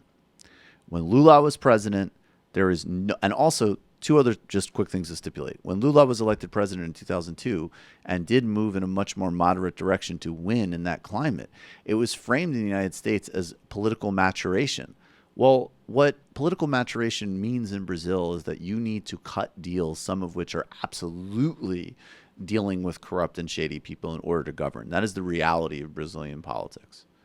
And the actual evidence that's been marshaled against them is extraordinarily flimsy. And if there was a full, legitimate corruption investigation, a whole lot of people would be in trouble. And it wouldn't be clearly just used to destroy a guy and a party which arguably is the most successful presidency of modern politics. He used the advantages of a commodity boom to take 30 million people out of poverty, eliminate hunger, and create social innovation and welfare programs which are still recognized the world over, and he still leads in the polls. So yesterday, a court actually ruled, he was actually certified as a candidate for presidency. The prosecutors immediately appealing that, but there were mass demonstrations in front of this electoral authority yesterday, and it was a win for the forces of democracy restoration in Brazil. And anybody who's having any left solidarity in Brazil, everybody, including the landless movement and others that criticized Lula from the left when he governed, are all out in the streets and supporting Lula because they see the context of what's happening there. And it will happen in a different way, but I would suggest that if you look at how it's playing out in Brazil, it does have relevance for the type of institutional machinery that will be used, including against the Jeremy Corbyn or a Bernie Sanders. And also why just generic corruption rhetoric is a problem. Because you want to talk about generic corruption, the whole foundation of these systems are corrupt. It's corrupt that there's that level of racial and economic inequality and oligarchy inbuilt into a country's politics like Brazil, or our country for that matter. It is functionally and foundationally corrupt. And then how you actually deal with corruption in a way that recognizes the actual politics of things is a big deal. Because also a lot of what's coming out of Operation Car Wash is they want to do things like privatize Petrobras, which the Workers' Party refused to do. And one of the key things that Lula's talking about doing from prison, to the extent he's been allowed to communicate, is immediately pulling back on privatizations as well. And all of the indicators that he achieved and Dilma achieved have been going down since the Temer government took power and have been implementing austerity. Hunger is a problem in Brazil now, again, according to the UN. So if that's your idea of cleaning up corruption, good for you. But you're not a part of left or democratic politics. All right. You're calling from a 217 area code. Who are you? Where are you calling from? Hi, this is Cole from Illinois. Hey, Cole, what's going on? Hey, I got two quick questions for you. My first one is David Pakman had a segment the other day on his show where a caller called in and they were talking about Justice Democrats and DSA members like AOC and Cori Bush doing the talk show rounds. And I don't know who Cori Bush is. Quote, who's Cori Bush? Cori Bush. Delaware? No, Carrie Evans. Yeah, maybe I got her name wrong. I thought it was Carrie Anyhow, Evans. Anyways, okay, go ahead. He said, this is a quote, "I'm concerned because a lot of the people that are running don't really know very much and fall apart under the most simple pushback and questioning, and that's really scary to me." And I just want to get your thoughts on that.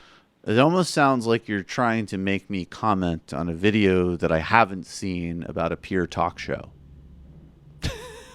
I mean, I'm not going to comment. I'm not going to comment on a segment I haven't seen, man. I mean, I think it goes without saying that. Do you think that's a valid point, though? From what I've seen so far, mostly I probably wouldn't see it that way. I think mostly AOC's done a really good job. What are we talking about exactly? Well, he's talking about a clip that we haven't. Let's not talk about. Why don't you move to the other part that doesn't involve a clip we haven't seen from another show? Okay.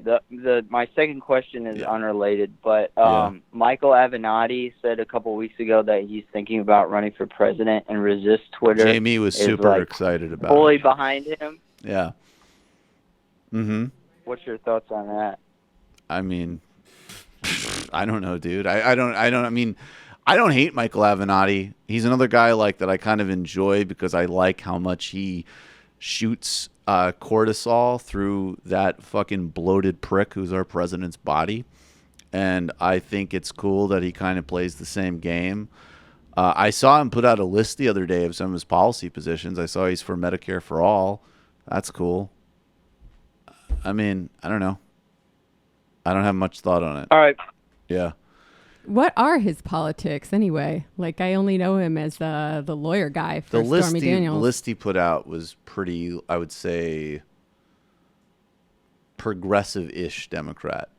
So, Medicare for all, strong on choice, and there were a few other things. But then other people have said that everybody who's running right now. Yeah, except everybody. for Joe Biden. Joe Biden will probably get there too, I bet.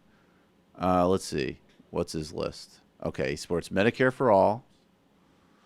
Blah, blah. The jobs one is too long. I don't want to talk about it. College affordability. I think it sounds generic, but it might be for free college. That's interesting. He's critical of trade agreements like TPP. Immigration, he supports the Dreamers. But he said we shouldn't eliminate ICE. Well, that's dumb. And then on LGBT and race issues, seems like pretty liberal. So he's like all of the progressive-ish Democrats who are thinking of running for president. Yeah. I mean, I'm all for it, if only because it will split the vote of everyone who's not all in for Bernie. I don't know that he's going to do it. I mean, I think that this guy's pretty... He doesn't strike me as delusional. He strikes me as just pretty masterful at manipulating media. Opportunistic. Yeah, and opportunistic. So I don't know if he's actually going to do that. But I don't know, man. I don't think that much about Michael Avenatti, to be honest with you. Yeah, he's kind of not in the news anymore. And I think, again, I'm not going to comment on the other video, but I think that mostly actually people across the board get a little too worried about, a hiccup and a TV hit here and there. I mean, AOC in Right, particular is very good at media. Very good. I think he was talking specifically about that Cori Bush interview on Fox News. Okay, I don't know. So I need to. I've never even heard of who Cori Bush is. So Apparently she's running in St. Louis in Missouri. Just totally behind the curve on that one. Oh. Well, here's the question for you. Do you think that which do you think we'll have first? A Jewish president or an Italian president? Huh? Jewish president. Hey, whoa. Well, I'm just banking. Well, I still hold some hope that Bernie will be our next president. So I'm just going to think positive and say bet Jewish. We get a second Irish Catholic one before we get either of those. Fucking A. Brendan Finn. That's a good fucking prediction. Okay. All right. Thanks for the call, man. Yeah, I don't know anything about this Cori Bush thing. People are starting to IM about it. I do think in general, like, I know it's ironic because it's the job we do, but like, I don't know. Occasionally there's like a TV mishap that really seems to like dog somebody, but I also think like, if people get too worried about these little kind of hiccups, I think also putting it in contrast to Alexandria Ocasio-Cortez, who has a serious history of organizing and working in these spaces, as opposed to Cori Bush, who's a registered nurse, like doing these hits with Fox News. There might be a bit of a learning curve involved in these things. Yeah, I mean, I would say like I've turned down media hits, and this is like literally what I do because of just like, well, wait a second, like what do you exactly is you want me to talk about? This thing is going to be pre-taped. You're going to edit it. Like, I do think there does need to be, especially when you're dealing with, look, we know what Fox is. It's the main propaganda organ of the right. So, you got to be very thoughtful because the whole point is, to make you look bad. If you're calling from an 816 area code, where are you calling from? My name's Grant. I'm from Kansas City, Missouri. What's going on, Grant? So I want to make some comments about the Space Force. Okay. First, though, I want to talk about space pollution. Have you ever talked about the Kessler syndrome on the show? The Kessler syndrome? No. What is that? Okay, so I'll explain what it is. First, here's something from NASA's website. It says there are more than 20,000 pieces of debris larger than a softball orbiting the Earth. Mm-hmm. They travel at speeds of up to 17,500 miles per hour, fast enough for a relatively small piece of orbital debris to damage a satellite or spacecraft. Mac is really interested in space debris. He likes to smoke weed and watch videos of space debris. Fun fact. I'm just kidding. Okay, all right, sorry. Go ahead. Yeah, go ahead. Yeah, so there are 500,000 pieces of debris the size of a marble or larger. There are many millions of pieces of debris that are so small they can't be tracked. Mm-hmm. Even tiny paint flecks can damage a spacecraft when traveling at these velocities. In fact, a number of space shuttle windows have been replaced because of damage caused by material that was analyzed and shown to be paint flecks. Okay, gotta get to the question, man. Yeah. Well, it's a comment about just how dangerous the Space Force could be. Mm-hmm. I don't understand. So, that's what NASA says. Just for reference, the speed of a bullet on Earth is 1,700 miles per hour. So these objects in space are traveling 10 times faster. Okay, so we understand that. So what does this have to do with the Space Force? Go ahead. The Kessler syndrome is this idea that the space debris crashes and it creates exponentially more debris. Sure. And it eventually becomes untenable to put satellites or other spacecrafts. Okay, so what is this? Okay, so that's a problem. So I get that. So what about the Space Force? I'm sorry, it's just you got to get to the point, please. If the point is just that this is something we should worry about, then that's fair. I mean, I get that, but I don't know if space debris, like in a world we're in today, space debris is not going to be at the top of most people's lists, but I understand that it is a long-term problem. But right, so that's true, and I mean we can say that about in the past. climate change was not at the top of people's list. Climate change is a little bit more nuclear immediate. fallout. No, nuclear fallout and climate change are a little different. Very different. But Are you afraid that the Space Force will get hit with space debris while they're up there? Can we shoot? No, I'm afraid they're going to shoot other people's satellites. I'm afraid there's going to be an arms race in space, and I'm disappointed in the left response to Trump's Space Force announcement that it hasn't been, I think, critical to the Space Force on how dangerous it is. It's been more of a response to it just sounds stupid. It sounds like Trump wants to do a Starship Troopers thing and fight aliens, I or kind of agree it's with taking you. money away from what we could do on healthcare. And I haven't seen enough people really challenging this on the merits, on how dangerous it is, and we need to make the case for abiding by international treaties that forbid militarization of outer space. Do you think that would honestly convince Trump, if we were to argue on the merits of like this being a dangerous thing, would change his mind, or his administration? No, for that definitely matter? not. No, I agree with you. I think that there's no doubt that it's, first of all, even in and of itself, even short of the type of longer-term dangers you're identifying, it's going to be a huge military boondoggle. And just like, I mean, more terrestrial, obviously. There are like sea commons, as an example, which are really important for maintaining some sense of international order and peace. Yeah, the home of our dolphin friends. Oh, okay, right. And I didn't get to that part. And then the I agree with you. I mean, I think that, and I think it is a problem. There obviously there is some militarization in China's space program and Russia's space program. And yes, I agree. I think it's fair to talk about that in terms of conflict, because yes, if people start getting into each other's satellites, that affects their businesses, it affects their intelligence gathering, and obviously we need to keep space demilitarized. I think that that's a totally fair point, and I appreciate the call. Thank you, man. Okay, can I just make one more quick comment? No, I'm sorry. Unfortunately, we got to keep running. All right, but you can call back. All right. Thanks, Thank you. man. No, that's a totally legit point. You're calling from a 510 area code. Who are you? Where are you calling from? Yeah, hey, Michael. This is Ibrahim from Oakland. Hey, what's going on, man? Hey, so I just wanted to comment about there's been like a running feud between Christian Piccolini and Sam Harris, and a couple days ago, like what a surprise! It kind of came to another head. So Christian Piccolini, he made a tweet and he said this. He said, "The most dangerous white nationalists brainwashing us are not always people like Richard Spencer or David Duke. Yeah.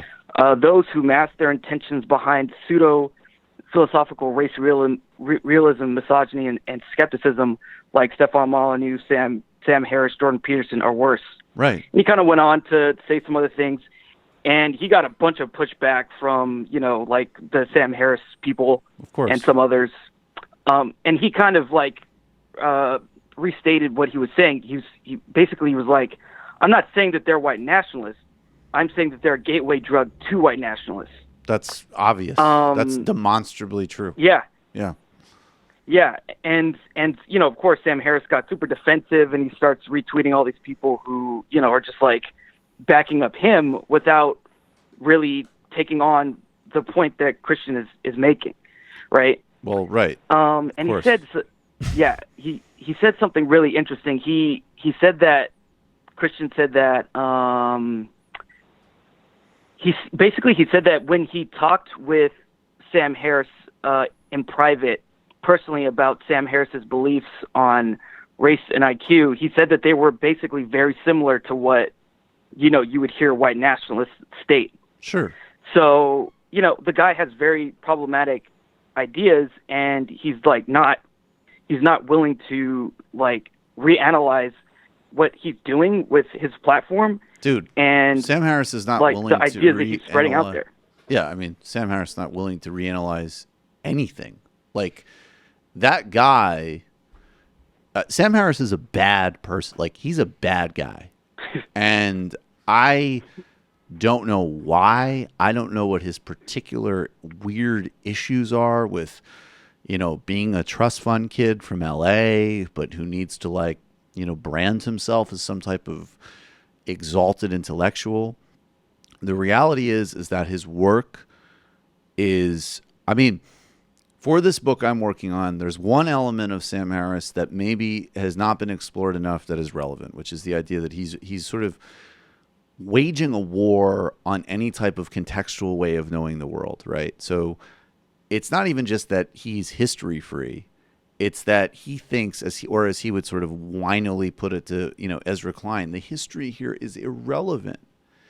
He is contesting that any way of shaping our understanding of the world, particularly with regards to some of the most damaging and harmful things in the world, like race, are as anything other than totally naturalized and literal things, is not only not wrong, it's like an illegitimate form of analysis. He's doing an epistemological war on all forms of human knowing that aren't, random factoids, as well as these thought experiments, which he privileges over actually occurring terrestrial things. And there's no doubt that if you go back to his work on Islam, I understand that Islam is a different thing, but all the elements were there, and it was going to lead to this stuff. It was going to lead to the race stuff. His embrace of Charles Murray is absolutely a form of his own identity politics, as Robert Wright would point out. And I have no doubt that his understanding of things like IQ is a wine track version of what most trash white nationalists would say. And whatever his intentions are, unlike him, I don't care. Seems to me that his intentions are being right at the expense of all else, and a whiny personal sense of aggrievement which supersedes all other concerns and his own particular neurotic anxieties and fixations. But he's an agent of toxicity, extremism, division, and in fact racism. And he is a toxic, pernicious influence on the culture. And I am really, really, really tired of people whining in defense of me. The last thing I'll say about this is people say oh, he's still anti-Trump. Well, let me reference a Chris Rock routine, which is a very ironic thing to reference right now. There was a Chris Rock routine in the 1990s, which maybe white people shouldn't have even been listening to, and maybe even was in its own form pretty conservative black politics. But it was a very funny one, and he made a distinction between different kinds of black people. And it was a really problematic routine. But one thing that I always took from there was people wanting credit for things you're supposed to do. Let me transfer this into that. You oppose Trump? What do you want? A fucking cookie? That's what you're supposed to do. That's not enough. A bare minimum of, and it's nothing. You think it takes any type of, maybe it takes some courage with what I'm sure is a very alt-right audience he has. But to say, I oppose the guy who's connected with the Five Families, Russian organized crime, muses about fucking his daughter, is a racial, muses about desiring his daughter, is a divisionist, an arsonist, who of racial conversations in this country, has multiple allegations of sexual assault, including a rape against him, who has all sorts of incredibly unethical personal dealings, and has been president and, taking a wrecking ball to the environment, to every form of, public accountability, including science, which is, Sam Harris's big thing. And he doesn't like Trump, and this is your big counter response for a guy who's spreading white, supremacy ideas, who is a conduit for every reactionary sentiment towards the Middle East and Islam imaginable, and is generally just a whiny, boring, reactionary, drearily promoting bigotry. He doesn't like Trump. Please give me a fucking break. Yeah, it's not good enough. That means it's that your nothing. brain is kind of working, but he's still pushing these horrible ideas.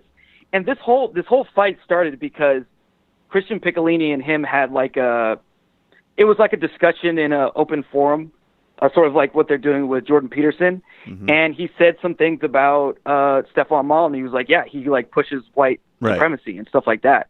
And he sort of said some things also about James Damore. And Sam Harris edited out the parts where he talked about them in the published podcast. He edited it out. Yep.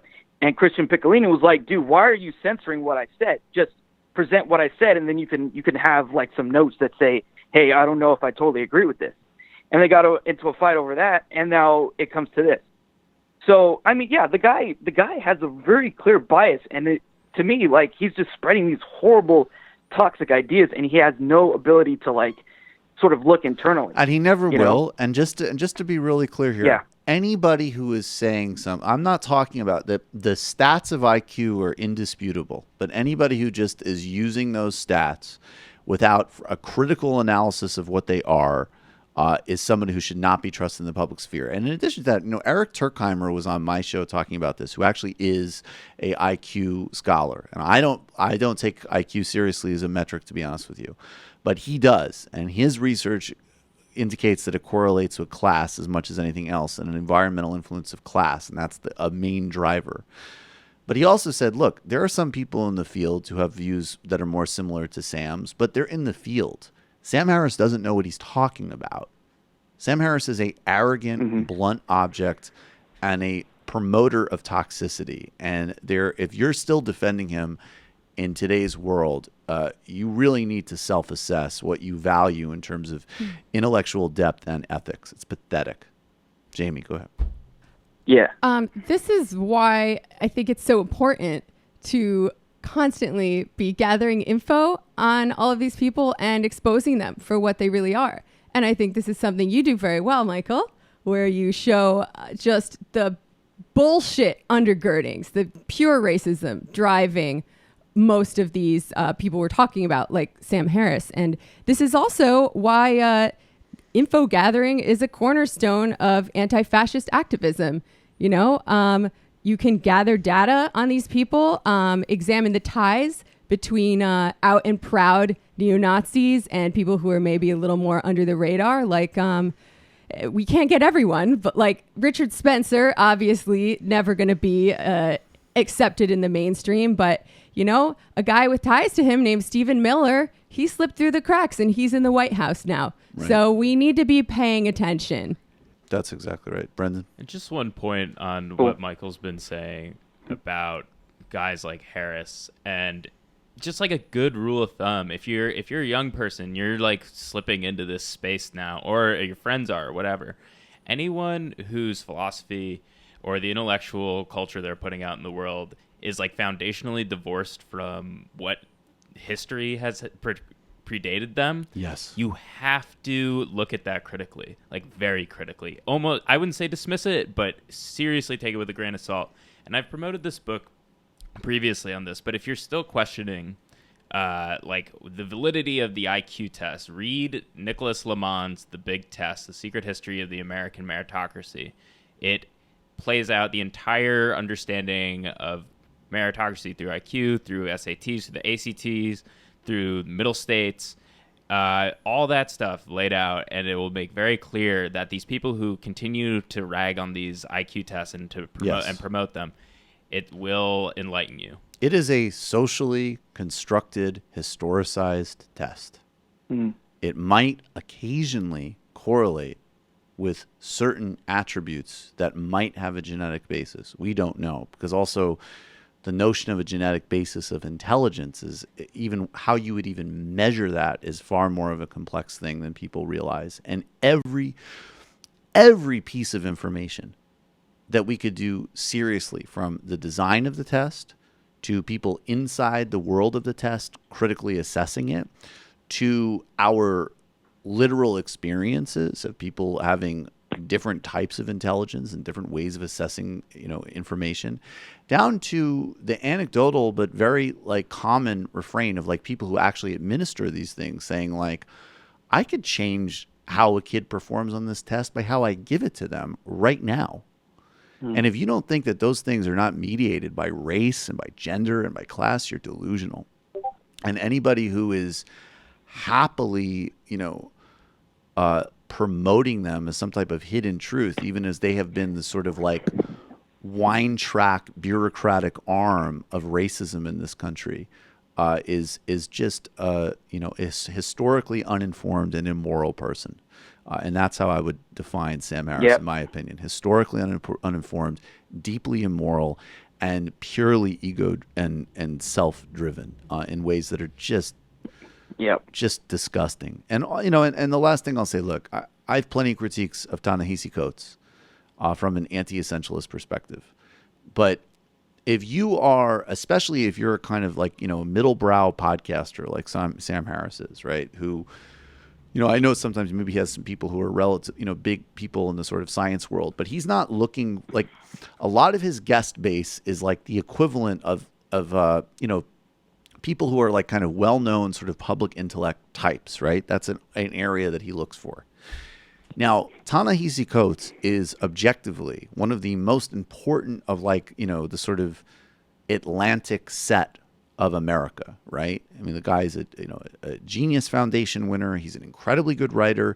He's really influential. Sam Harris says, I can't talk with him. It would be useless because he's such a dogmatist. Now, by the way, Ta-Nehisi Coates has been on the National Review podcast, okay? And had a thoughtful debate with somebody, with an arch conservative podcast.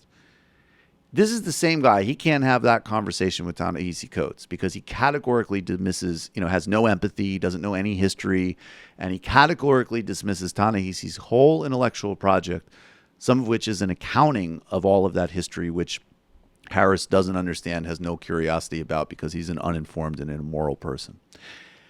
And at the same time, this is the same guy who will edit a podcast where he hosted somebody who has literally come out of the white nationalist movement and has dedicated their life to exposing fascism and supremacy and violence in America. He will edit his podcast on behalf of a bizarre YouTube personality who has had accusations against him of running a cult. He's had accusations against him of weird relationships with his wife's clients. Again, these are all accusations. I don't know, but they've been reported in Canadian media. I'd invite people to look it up.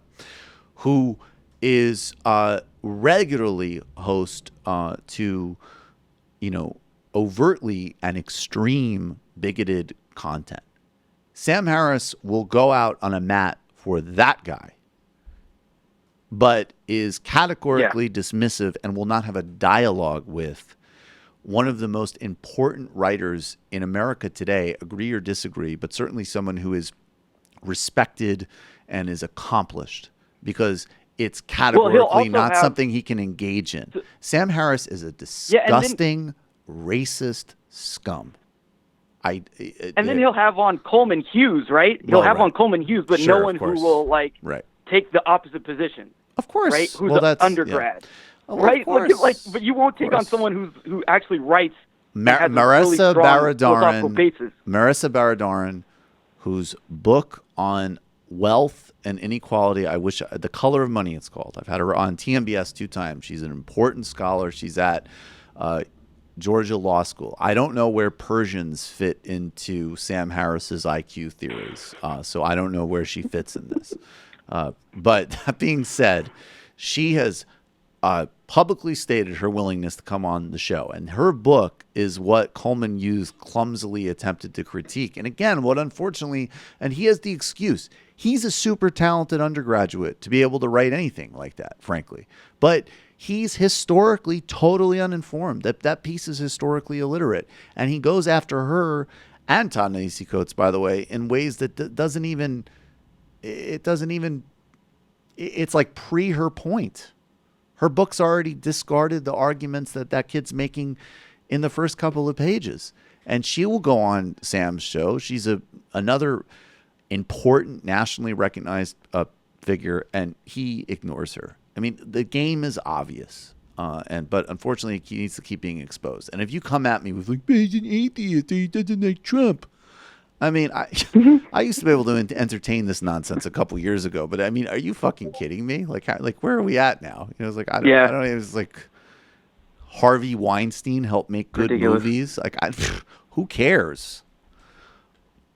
All right, thanks for the call, man. So let me just give one last comment. All right, I really appreciate you guys. I've been listening to you guys a lot. I listen to you almost every day that I can. I really wish you guys would do maybe a once a month call-in show only, so people could more people can call in. because it seems like a lot of people like, calling in, and I really find it interesting listening to the calls. But it's kind of harder now because there's a lot more people that kind of want to talk to you guys. So maybe, do that for like Patreons or something like that. That could be an idea, but yeah. No, I think maybe a members a only show. Hey, no, I'm sorry. That's actually, thanks so much for the call. Yeah, we probably do need to figure out some kind of game plan. But honestly, guys, like, there's just way more callers than there used to be, and we're not going to do another hour of show a day. So, you're calling from Skype. You there? Hello, can you guys hear me? Yeah, I can hear you. What's on your minds? Who are you? Where are you calling from? Hey, sorry, Matt, you hear me? Yep, you're here. You're on right now. Oh. Okay, I don't think that's working. You're calling from a 705 area code. Who are you? Where are you calling from?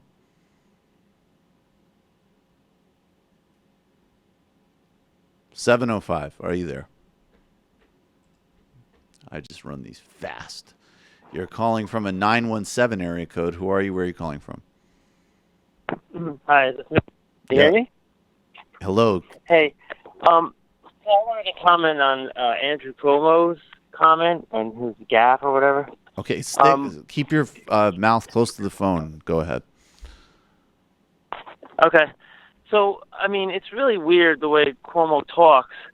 Chris Cuomo is really articulate. He's like, "Hi, my name is Chris Cuomo. I'm on CNN News."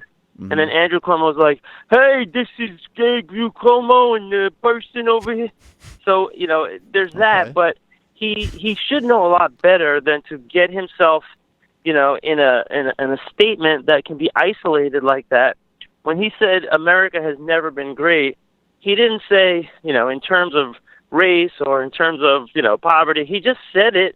And then he goes on to say, great mess. And his sentence after that was even worse. He was like, the number of women that vote, and that's 51% in this country, and it should be abolished. What, he was talking about, like, the discrimination against women, but the way he phrased the sentence sounded like he was saying get rid of 51% of women, and it sounded like Thanos.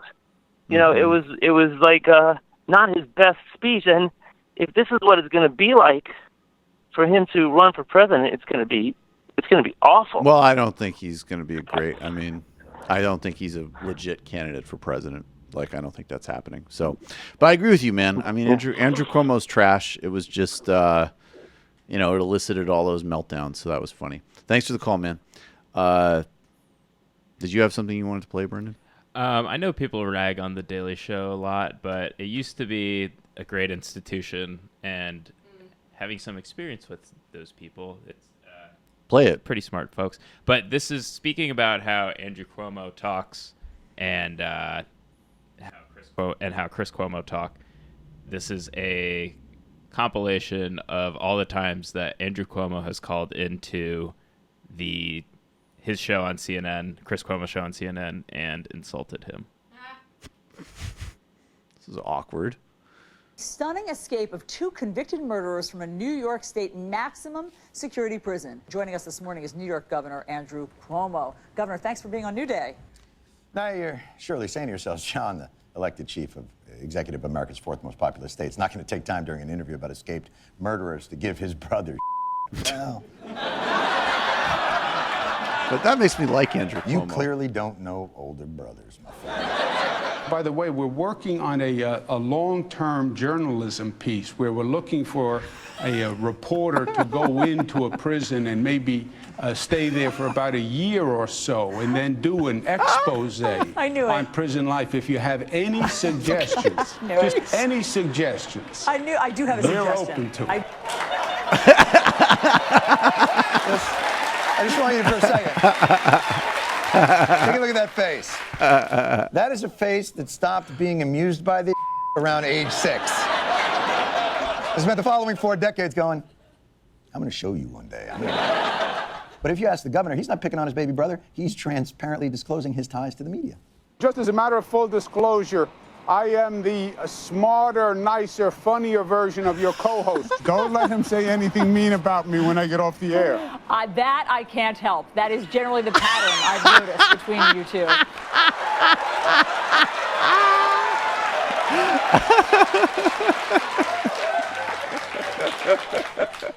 You know you've gone too far when you've made a CNN anchor look humiliated by what's happening on air.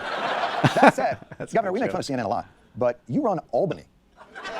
It's a cesspool of corruption. Just in the last 6 months, the leaders of both legislative houses were indicted on criminal charges. Not that any of that would stop the governor, because that's the thing about older brothers.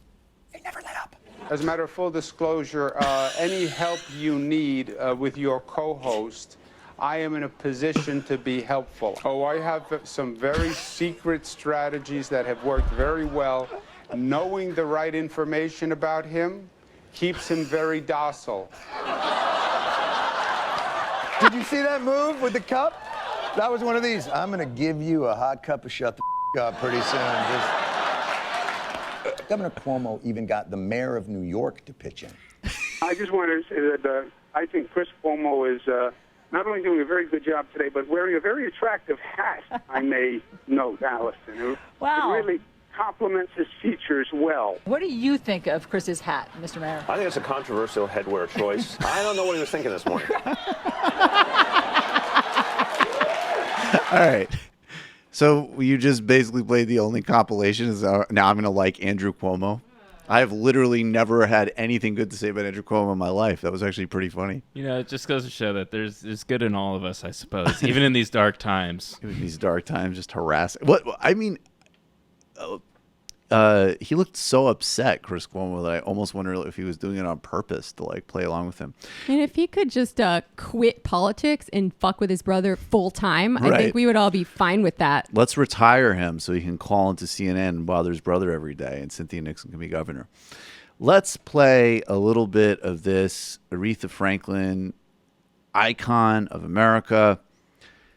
This is just a little bit of her performance at President Obama's inauguration in 2009. We'll just play a little bit of that and appreciate the great Aretha Franklin.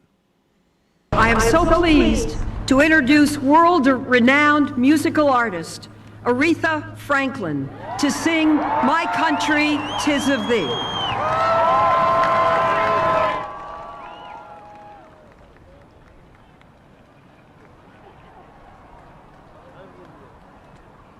It's quite a hat.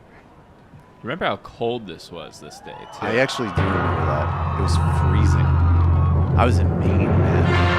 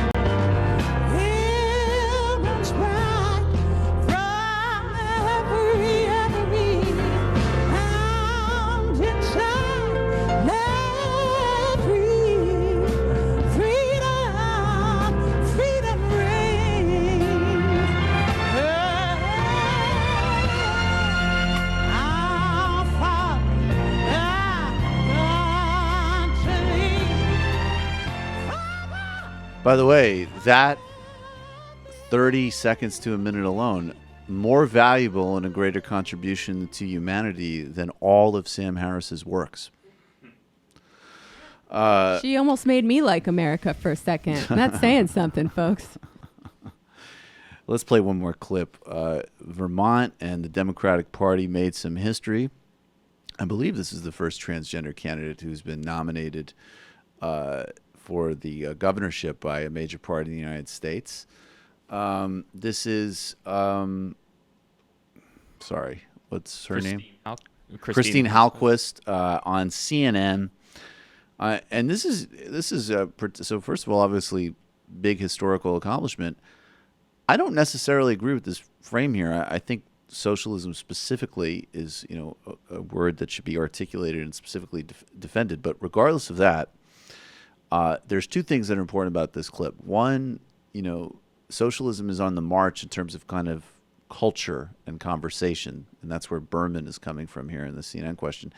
And Holquist, I don't necessarily agree with her frame, but she's on board with a really, really good agenda for America and specifically for the state of Vermont. So very good candidate here. And their view of socialism. And for the first time in Gallup's measurement here, at least the first time we've seen, more Democrats viewed socialism favorably than capitalism. Does that surprise you? Well, I'm not a person that's big on labels because I found labels are used to separate people.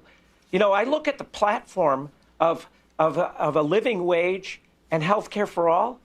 That's called civilized society.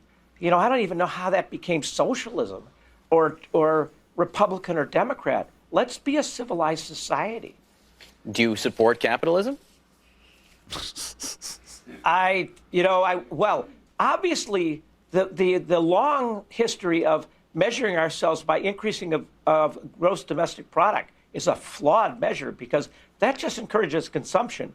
And we can see what consumption is doing to our world.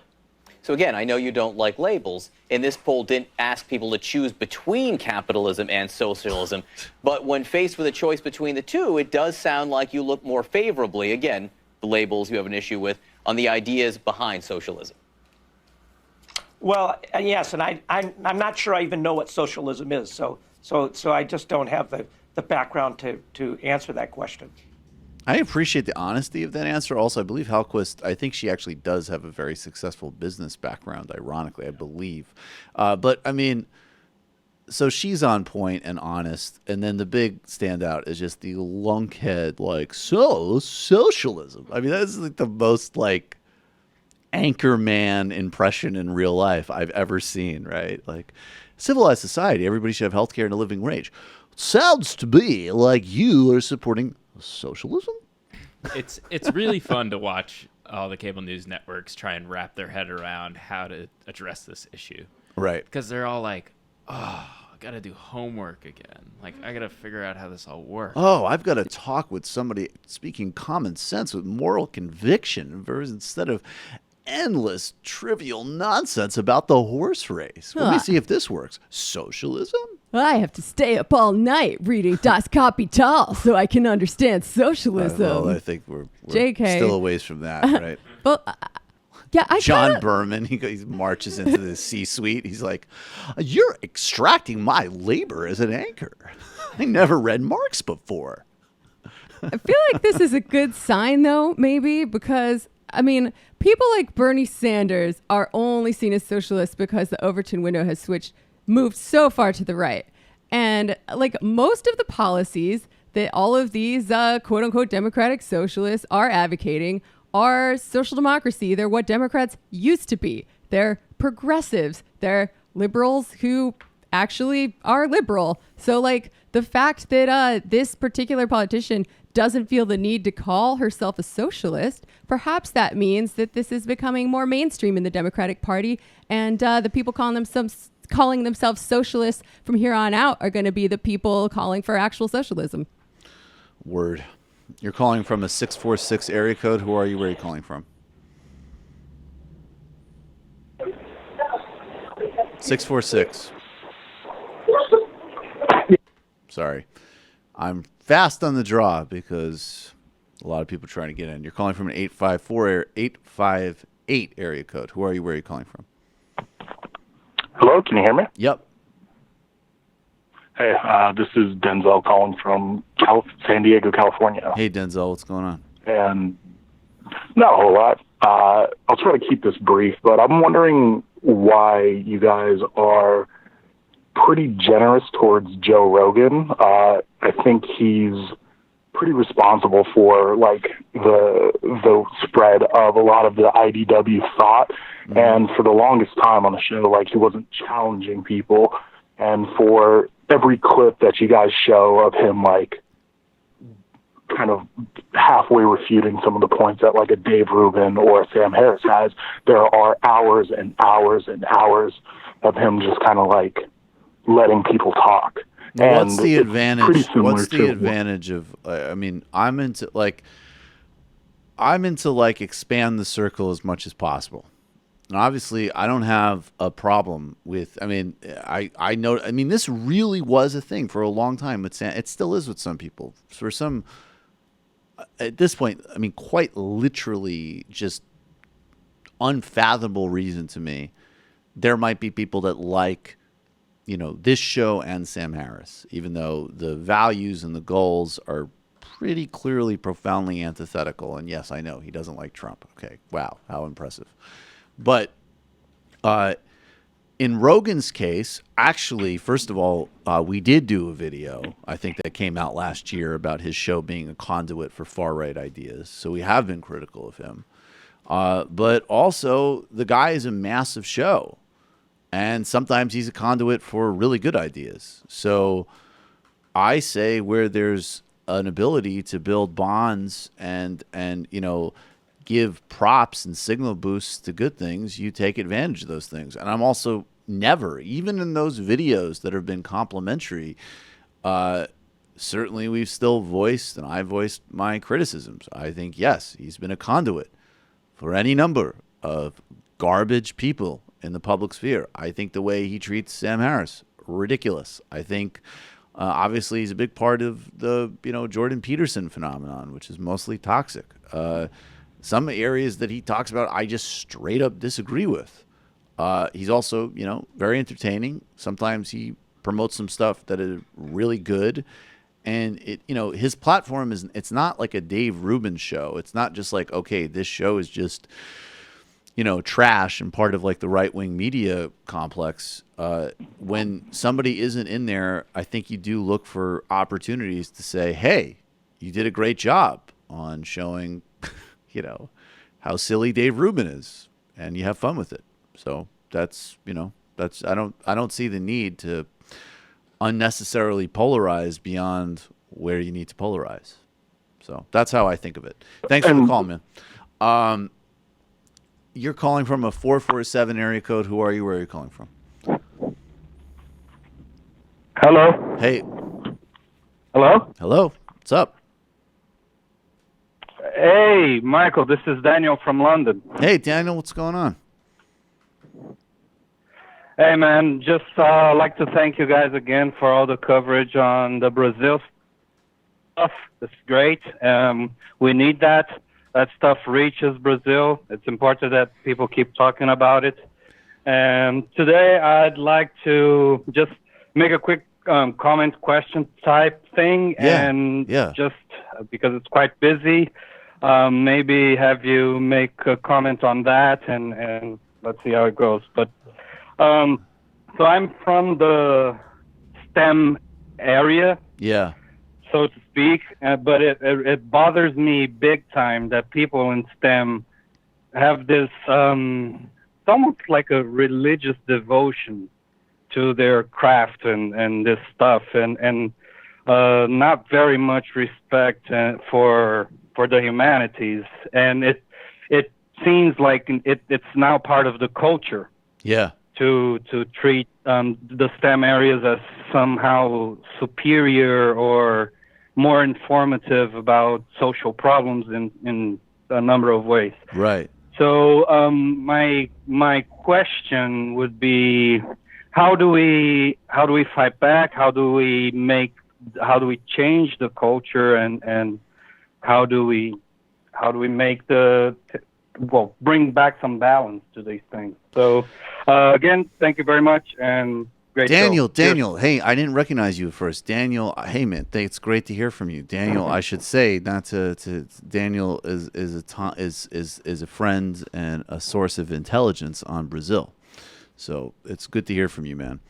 I think that I think there's sort of three different positions with regard. I mean, first of all, obviously STEM is hugely promoted as a solution to things like job crises, which it's not.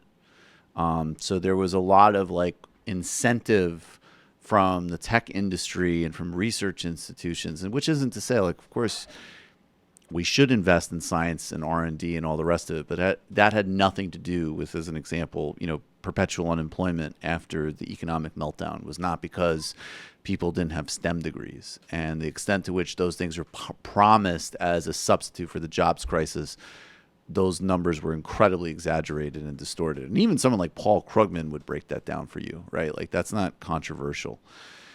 Then I think there was this cultural problem that we ran into, going back definitely to the Bush era, where people really got obsessed with facts and this idea that somehow facts were innately liberatory. And if you just got people the right information, that it would do the trick. Now, obviously, just the right information of itself, of course, won't do the trick in terms of politics. Politics about power. But also, it really think it started, like, some of the things were important, like the Bush administration lying about Iraq. Other things might be culturally important, but they don't have the same,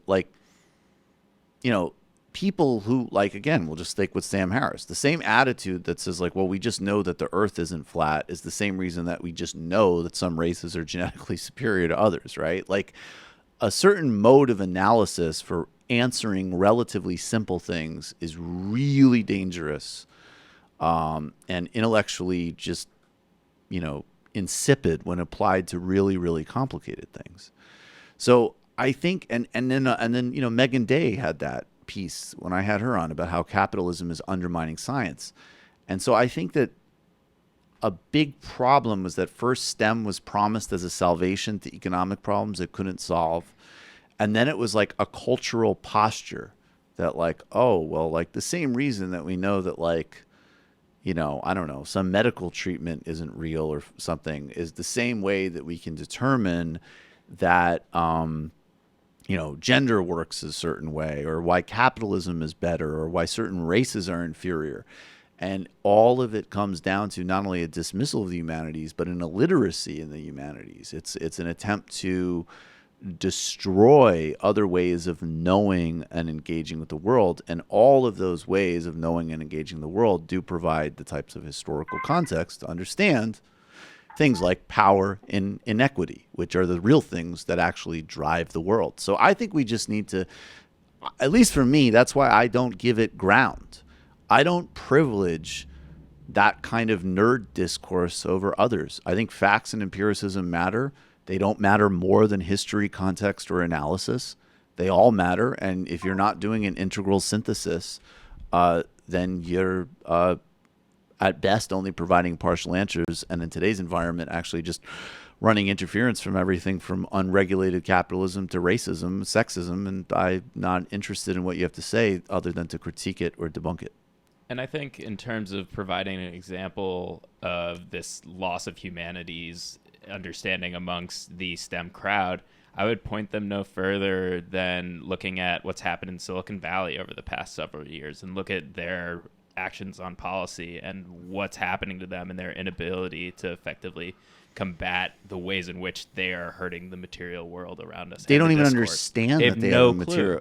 I talked to, one last thing I'll say, I'll talk to a brand strategist once who said, he's like, at least in other areas in the corporate sector, there's like a slight understanding there is a thing called culture.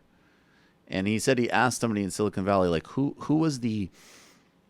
were you building a culture for, essentially? And literally this person just said, the end user. Oh my God. Like, they had no concept beyond that. End user. It's a negative feedback loop, right? Yeah. Because this kind of Silicon Valley culture contributes to further neoliberalize our society, which then in turn ruins education to the point where people don't get a broad-based liberal arts education anymore. Maybe they take some classes online and learn how to do a skill where their investment is going to pay off, right? And, and they aren't made to think about it until they're developing systems for Palantir, and they're way too far in for it to be like, oh shit, what am I doing? Yeah. So, but I just think on the level of like what we're doing, you just need a lot more public discourse that doesn't privilege that stuff. And, that's again, maybe, I know people get frustrated why I'm not like so gung-ho on like the skepticism or whatever, because I think other than like the easy stuff, this is actually how it's deployed, and we can see it more and more clearly now. And it's hello? Yeah, go ahead. There's nothing wrong with being skeptical. Of but course, but be skeptical across the board. I guess. But there's something maybe wrong have an about enlarged trying skepticism.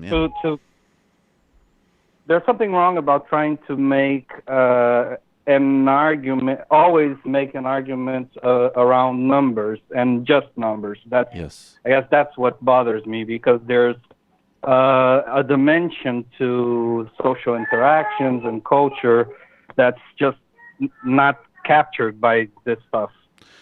Can you, I mean, even on a more like, take it out of, the more serious stuff, but like, can you understand, I don't know, Hamlet by like the literal properties of the page that's it's the written kind of on? thing It's ridiculous. It's ridiculous. There's other ways of understanding and contextualizing. And mostly when you're talking about political and social realities, those are the things that are most important. And I think going back to the 90s, even there was a more pop-friendly and gentle version of this, but still actually pretty reactionary, like Freakonomics and all these other books that were like these major complex things that implicate policing, resource distribution. There's actually really just some like nifty, counterintuitive little scientific reason why something or another happens, versus like the actual systems that you have to understand in order to really get at the roots of things like poverty, race, and so on. And numbers are definitionally never going to tell you. In fact, they're just signals, right? Like they're just like the upfront. Like the numbers on poverty tell you something about the society you're in, and then you need to dig into the politics, the policies, the stories, and the history to understand why. This line of thinking is like, I don't know, maybe there's just some gene that came from a fruit fly somewhere, and poor people can't code on computers, so that's why they're poor. And if you can't get why that's an incredibly, toxic, stupid, and reductive way of thinking, it's just idiotic, and lends itself to all sorts of reactionary nonsense.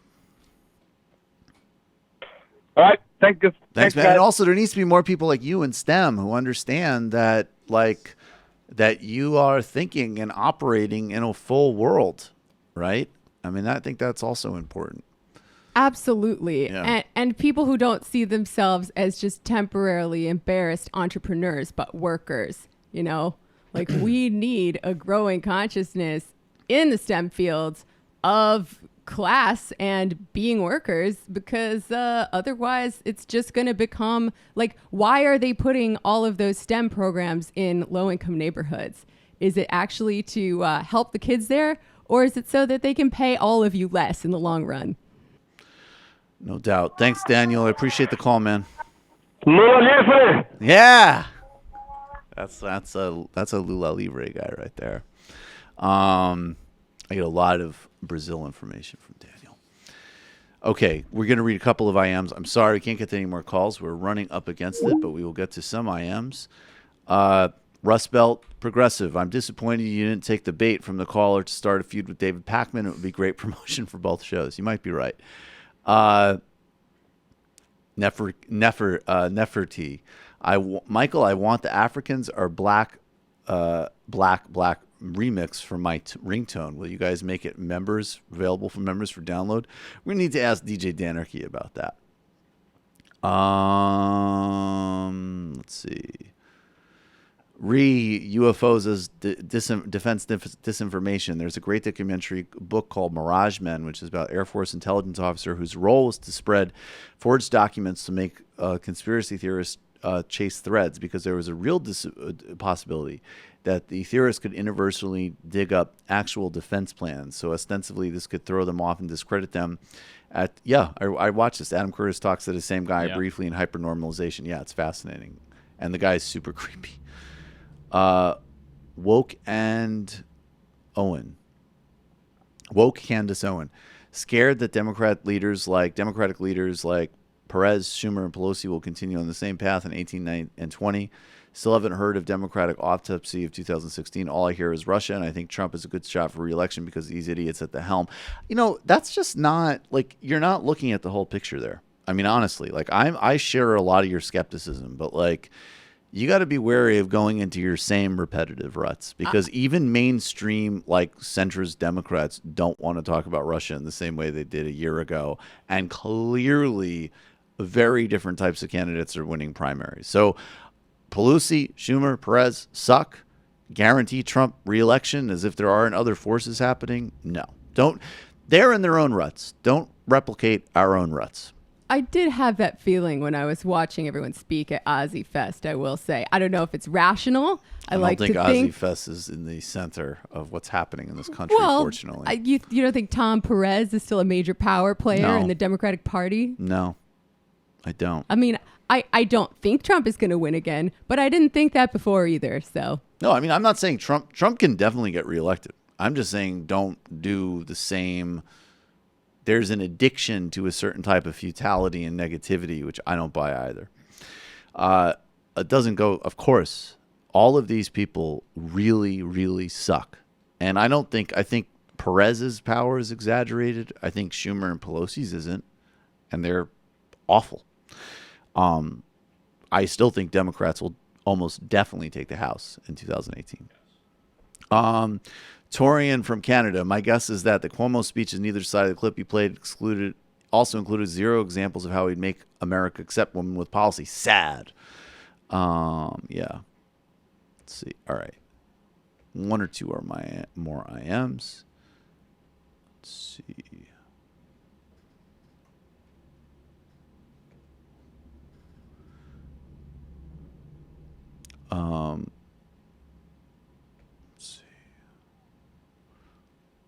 And Chairman Sam Seder, uphold the immortal science of Social Security. Okay, and the final IM of the day. Leftist European. Here in Denmark, we unfortunately do not eat the rich, and the richest 10 people are second or third generation wealthy. But almost everybody has an opportunity to accumulate wealth, and the people on the lowest Social Security ladder still have an opportunity to go on foreign vacation every year and send his or her children to the best university. We are back live tomorrow, folks. It might take all the strength I got to get to where I want. But I know somehow I'm gonna get there. I wasn't looking when I just got caught between the truth and the light bar. But finding out won't make me feel any better. Yeah, I know the clock is ticking, but the meds are gonna kick in, and my pilot light shining bright. I guess somewhere the choice was made for the option where you don't get paid, for the road that bends before it finally breaks you. I guess somehow I lost my drive between the 101 and the 5. Do you know how far the detour takes you? Yeah, I know the clock is ticking, but the meds are gonna kick in, and my pilot light shining bright.